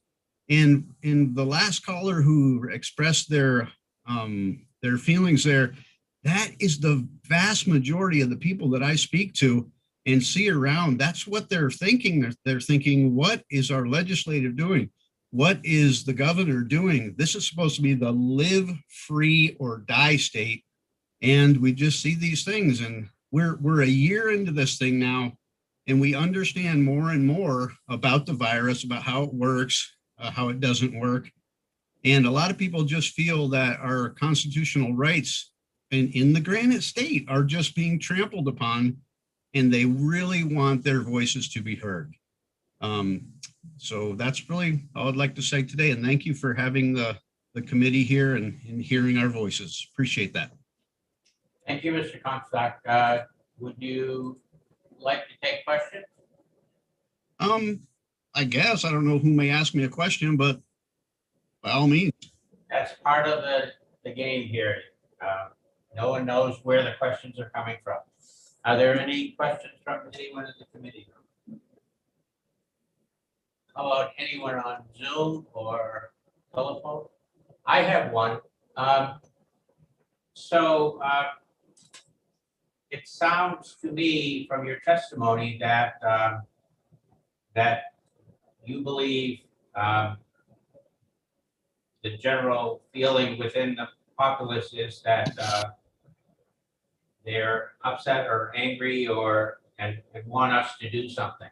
Do I have that right? Your last phrase was they want to do what, sir? They want us to do something. No, actually, I feel that the lady before the last person said we can self-govern ourselves. You know, if we go to the store and someone before this pandemic and someone was coughing or sick, we would steer away from those people. Just like our grandmothers used to tell us, if someone has a running issue or they're coughing, stay away from those people. We know how to protect ourselves. And it's not that we want you to do something, we want you to do the right thing, which is not to trample on our constitutional rights, on our state rights. That's really what we're after. We're kind of appalled. We're like, what are these people doing? And then it's day after day after day. It seemed at the beginning there was just more mandates, more everything happening. And we're like, when is this going to stop? And now that I don't want to say we fully know about COVID, but we have a greater understanding now. These things need to be, we need to open our state back up. We really do. We need to follow the example of Ron DeSantis in Florida and just do what he does. I like Governor Sununu. I really do. I obviously voted for him. I believed in a lot of what he's doing, but then when this happened, it's like, who is he getting counsel from? Who is having him think these would be good measures to take? And we're just all sort of blown away, scratching our heads saying, we live in the live free or die state and we can't go to the store or go to church, or if we do, we have to stay 6 feet away from people. And it's really odd. It really is. We'd like it to be all reversed and just go back to the way it was. I think we all agree on that. Thank you very Amen. much thank you for your testimony. Thank you, Mr. Chair. I see no others. All right. Close the hearings. So I'll be closing the hearing on House Bill 277, 280, 325, 559, and we have only one left on House Bill 389 to be heard at 3 o'clock.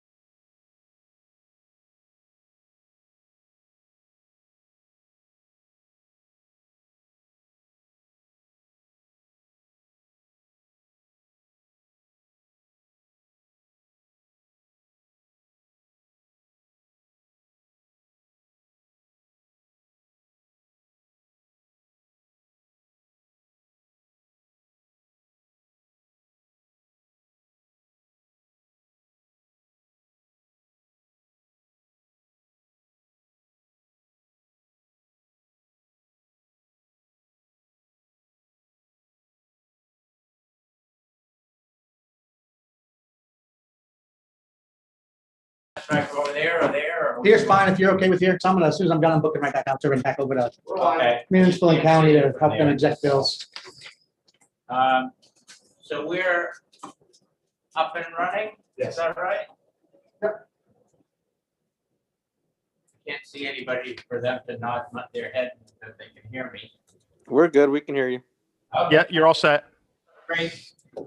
So it being 3 o'clock, I'll open the hearing on HB 389 and recognize the prime sponsor, Timothy Lang, Representative Lang. Thank you, Mr. Chair. Thank you, committee members, for taking my testimony. I'm Representative Tim Lang. I represent the towns of Tilton and Samerton, Belknap 4. Presenting before you House Bill 389. House Bill 389 is a response to the state of emergency. I understand you've been listening about that all day long, so I won't go into the details of RSA 445, because I'm sure you're probably more conversant at this point than I am. But what this bill seeks to do is create a little check and balance. As we saw in this latest state of emergency, the legislature played almost zero role in what happened with the state of emergency. And this is the first time the state of emergency law has been put into effect. And basically, we're doing a lessons learned here. One of the things we learned is that the legislature should be involved in these processes and have a little bit of oversight over what's going on in the governor's office. To that end, I created this bill. And what this bill does is it creates a legislative emergency executive orders oversight committee. At the beginning of each term, 10 members of the House, or 10 members of the legislature, 4 from the Senate, 6 from the House, would be appointed to a committee. That committee will, if in the case of a state of emergency, the committee's responsibility is to review the governor's and approve the renewal of emergency orders. So we recognize that the governor needs to be able to manage the process, especially when things are moving fast. So the first 21 days, he gets a pass. He gets to be able to write his executive order and take action. But after the 21 days, or before that expires, if he wants to renew that order, he must bring it before the Legislative Emergency Oversight Committee, Executive Order Oversight Committee. And the committee will review the order and decide whether or not it should move forward or not. In the case of a tie vote or a majority vote, it would move forward. The order would stay in place. In the case of a vote to override or veto, if you will, the governor's emergency order, that would be in place.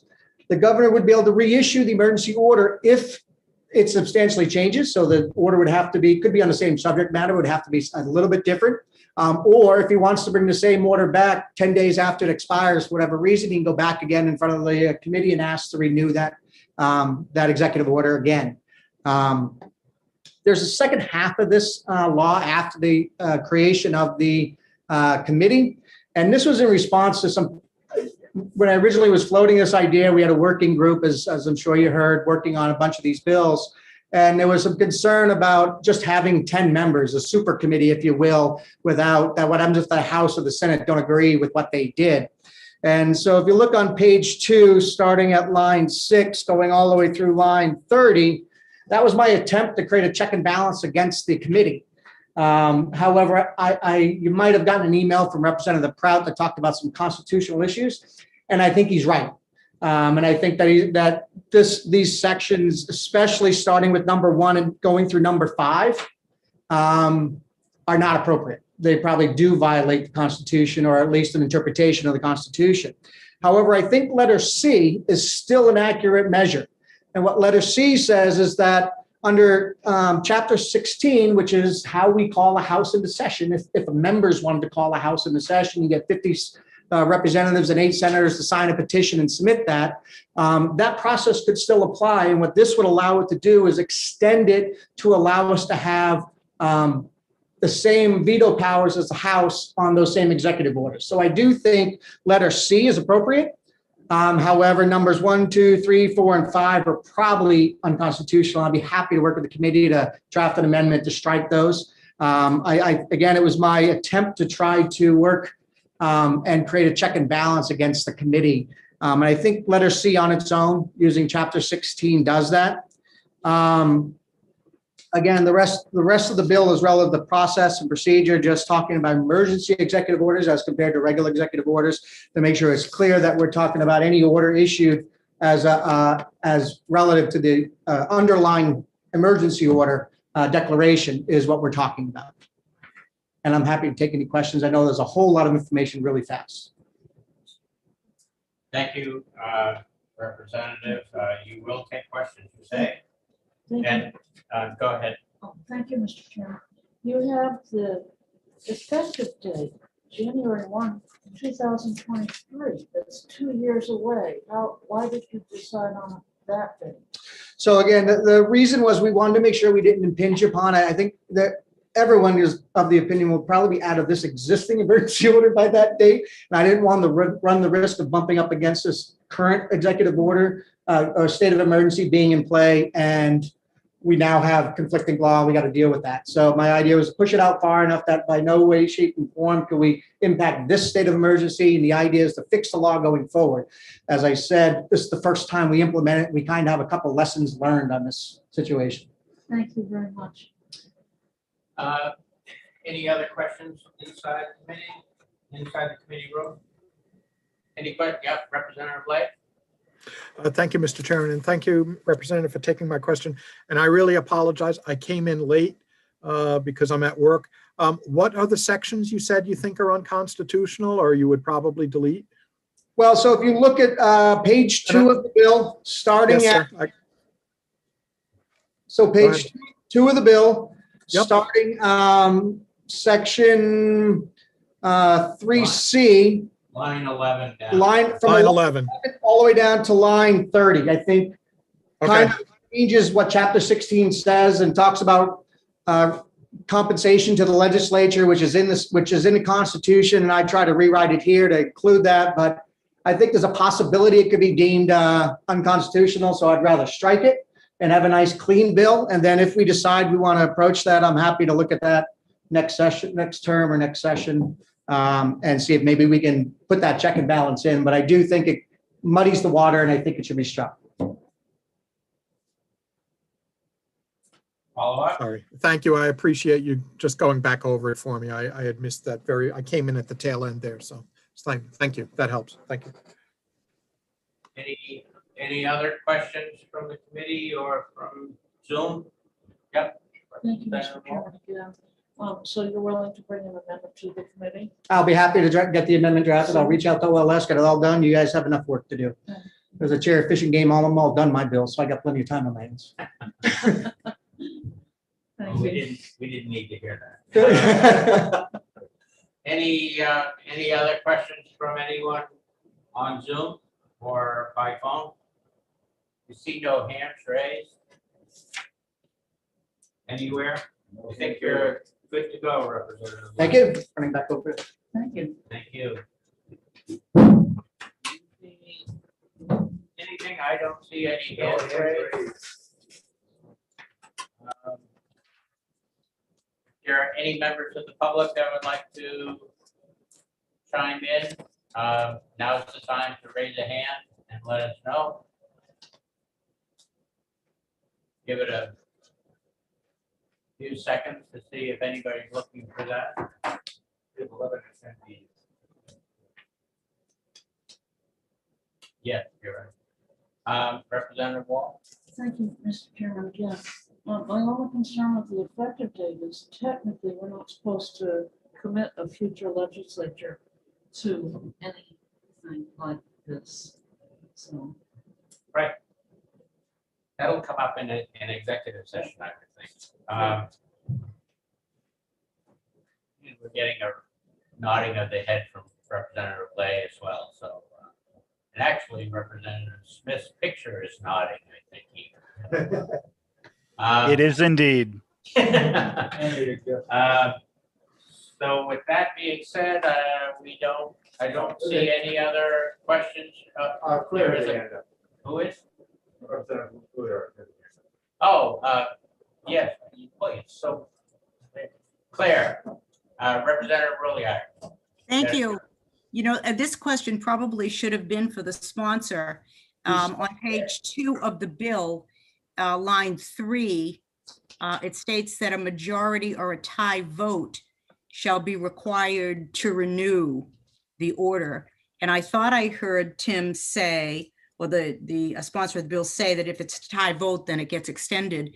I am concerned where you have a committee with an equal number, and it would seem to me that you would want to have an unequal number, so there is never a situation of a tie vote. So you either approve it or you don't, and that's all I had. Is that a question for the sponsor? It would have been had I got my hand up quick enough. I'd be happy to answer it. Be still here, so you still. Oh, have- great, great. Thank you, Mr. Chair. Thank you, Representative Roulard, for the question. So this was a struggle when I was writing this bill about having an even number, and the idea behind it's an equal number of the majority party and the largest minority party that the membership is broken up to. And I guess what I came down to was the idea being that if you were going to override the governor's executive order, you better be able to convince at least one member of the other side that it's the right thing to do. And if you can't, then we should renew the order. That it has to be such an egregious order that people agree, even across party lines. Otherwise, it's just it could be used for political purposes. As you know, if you have a Republican majority and a Democratic governor, the Republican majority could just ride all over the Democratic governor and erase every one of the emergency orders just out of spite. And so, or the inverse. And so I was trying to avoid that. My way of doing that was to make it an equal number and to say that a tie goes to the governor. And otherwise you have to have a majority vote to veto out an executive order. Follow up? Absolutely. Then my next question would be, if there is not a majority vote, then why would there be a renewal? Shouldn't there be a no, it is not going to be renewed? Yeah, I think it's just the inverse of the question, but yes, I could see it. I could see it written that way as well. I guess my point was, if it's anything other than a majority or a tie, it's going to be veto. It's a majority. If you vote a majority, I know it's a little bit ugly worded, but and again, I'm happy to bring an amendment in if you can come up with better language, or I want me to revisit that and just say on a majority vote to veto the governor's executive order. I don't know how you want to word that, but I could look at that. It was kind of an ugly phrasing trying to get to it. Okay, thank you. No, Representative Lay. Thank you, Mr. Chairman. And just a comment on that. I think it really depends on what the question would be, how the question would be put to this committee. So for example, if the question were, shall the state of emergency or the emergency order, whatever it is, be ended, then a tie vote would mean it continues because the motion would be defeated by a tie vote. So if I may, so it really depends on how you want to set it up in terms of what should be brought to this committee. That would sort of determine how you want to go with that. That's all. It's just a point. Absolutely. So again, so this doesn't talk about the end of the state of emergency. The end of state of emergency still only has two processes: the governor Right, and it's the emergency or order. we do the special session and we do a joint resolution or a concurrent resolution. So this is relative only to the emergency orders themselves. So the motion would be, shall we renew emergency order number blah, blah, blah? And the answer is yes or no, and depending what the majority is, or shall we veto? Either one doesn't really matter, I guess. It's the idea is that you have to have at least a majority to renew it or a tie vote to renew it. If you have less than that, then you wouldn't renew it. Does that make sense? Am I backwards? Well, again, depending on the motion, a tie vote could have different results. Correct. Depends on what the motion is, okay? Because again, a tie vote defeats the motion. So it depends on what the motion is, that's all. I think we're If the agreed. motion if the motion is to renew, a tie vote defeats the renewal. But if the motion is to end the emergency order, then a tie vote allows the order to continue. Okay. I'll be happy again to address that. Yeah, you just may want to clarify on that, that's all. Right. Sorry. I think we're agreed. There's another hand raised by Representative Smith. Yep, thanks. Is your, looking for the right way to phrase this, would you imagine that if this passed, there'd probably need to be an accompanying change to the House rules to lay out some of the procedure for this? Or would you expect the statute to kind of stand alone? So I'm not sure we would need rules. Again, the idea behind this is if the governor's not going to, if he's going to let the executive order die, then he's not going to bring it before the committee for a renewal. The thing the governor's going to be bringing for the committee is a renewal. I want to renew executive order number 2. Emergency executive order number 2. And then the vote would be, shall we renew it or not? It's not, and I guess that's where I get a little bogged down. I don't know why that would require amending the rules, because we're not ending the state of emergency. That's still in statute. That's completely different. This is just oversight on the governor's emergency executive orders. Follow up? Not a question. I'm just sort of the way that I think when I see something like this. I'm just thinking about what the procedure would look like on the floor in order to get that question in front of the committee. But I suppose that's something we can try and figure out later. So again, if I may, the idea is that this is a standalone committee that would be, would meet once the state of emergency was enacted, once the governor signed and invoked RSA 445, then this committee would be constituted. And then once he starts issuing emergency orders, any emergency order he wants to renew, he has to bring before the body to get approval, basically.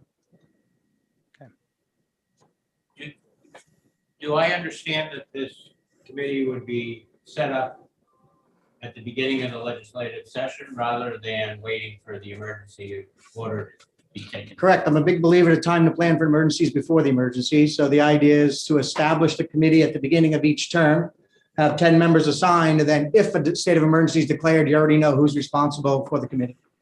Thank you. Any other hands up anywhere? Yeah.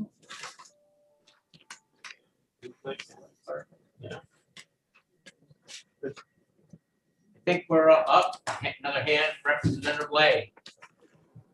Thank you, Mr. Chairman, and thank you for taking the question. And again, I think I know the answer to this, but the only thing that can come before this committee would be the governor requesting to renew or continue an emergency order. Is that correct? That's correct. Okay, so the committee itself, follow up, the committee itself could not, for example, say, okay, we think the order should be renewed. The governor disagrees, but we're going to override the governor on that. I'm sorry, can you rephrase that question? I'm not sure I followed you. Oh, sure. If the governor doesn't want to renew an order, could the committee override him? No. That's Okay, not, thank you. it's about the renewal of the think so. emergency order. So the governor would have Very to good. bring it before the committee. Thank you. Thank you. Sounds good. I think we're done with questions that I can see. I don't see any hands. I don't see. Great. Thank you again. Thank you, guys. Representative. Thank you. With that, I will close the hearing on 389. Unless there's anything else that I can think of. We have one more session scheduled for next Tuesday. So anyway, 389 is closed. I'll tell you the numbers here. Support 168, opposed 14, no neutral, and no one else testifying.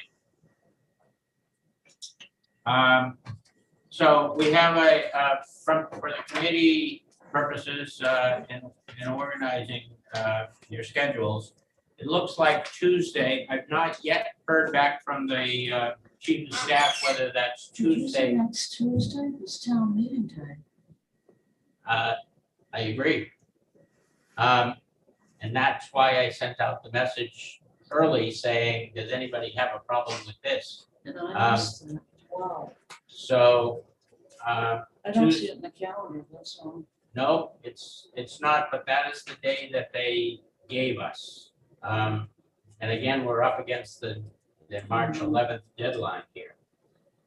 On the good news, the only thing we have to do on that day is that one bill that was my oversight from last time, that one hearing. 186 or whatever. Yeah, which should be quick. I mean, I don't see, does anyone in the committee have a reason to think that that isn't a quick hearing and vote?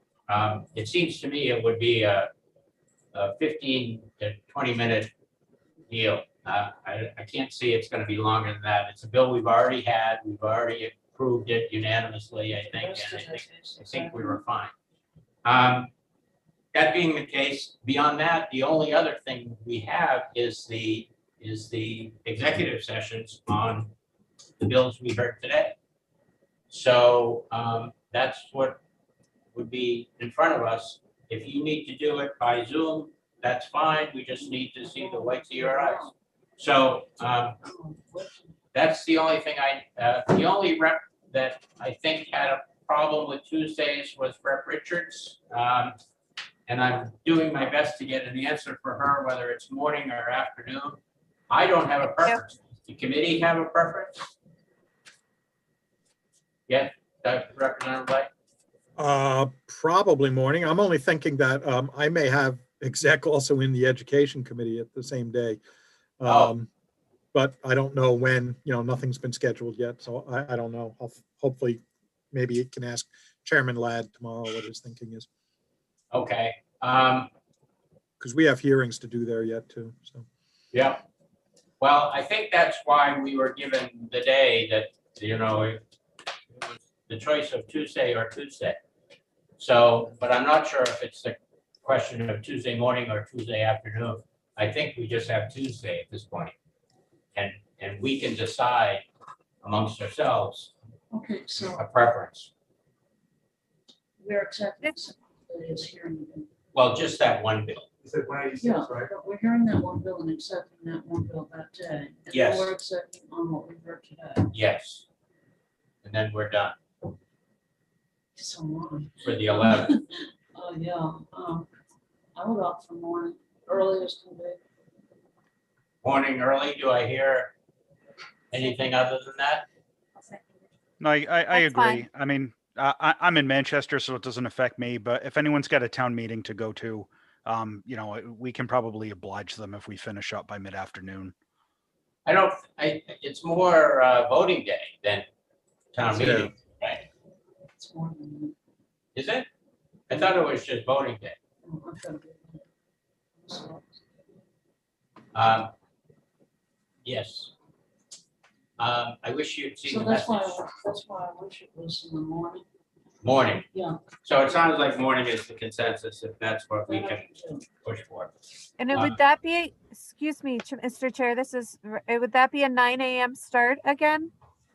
That's up for debate as well. I don't care. That would be my preference, as early as possible would be helpful. All right, that would be As fine with early as me. possibly can, yep. I've never known what to do between 9 and 10 o'clock anyway, and so I'm just as happy to make it 9 o'clock as I'm up from 5:30 anyway. Likewise. So let's, for right now, unless I tell you something different, we'll say 9 o'clock on Tuesday. That's what will go in the calendar. It didn't go in last week because it's a Tuesday, we have the requisite four days if I goes into this calendar. So that's why I was hoping to get back from Yeah, people that's why we're beforehand watching it. in order to get it in on Wednesday. Good, then we'll be wrapped up. I have not heard or seen a single bill that will be coming our way for the next half, if that's any consolation. That's not to say they won't find something else for us to do, but that's what I'm seeing so far. And that's all I have in front of me right now. Any other questions anyone has? Okay, all good. Thanks, guys. See you next week. Thank you. Thank you. Thank you.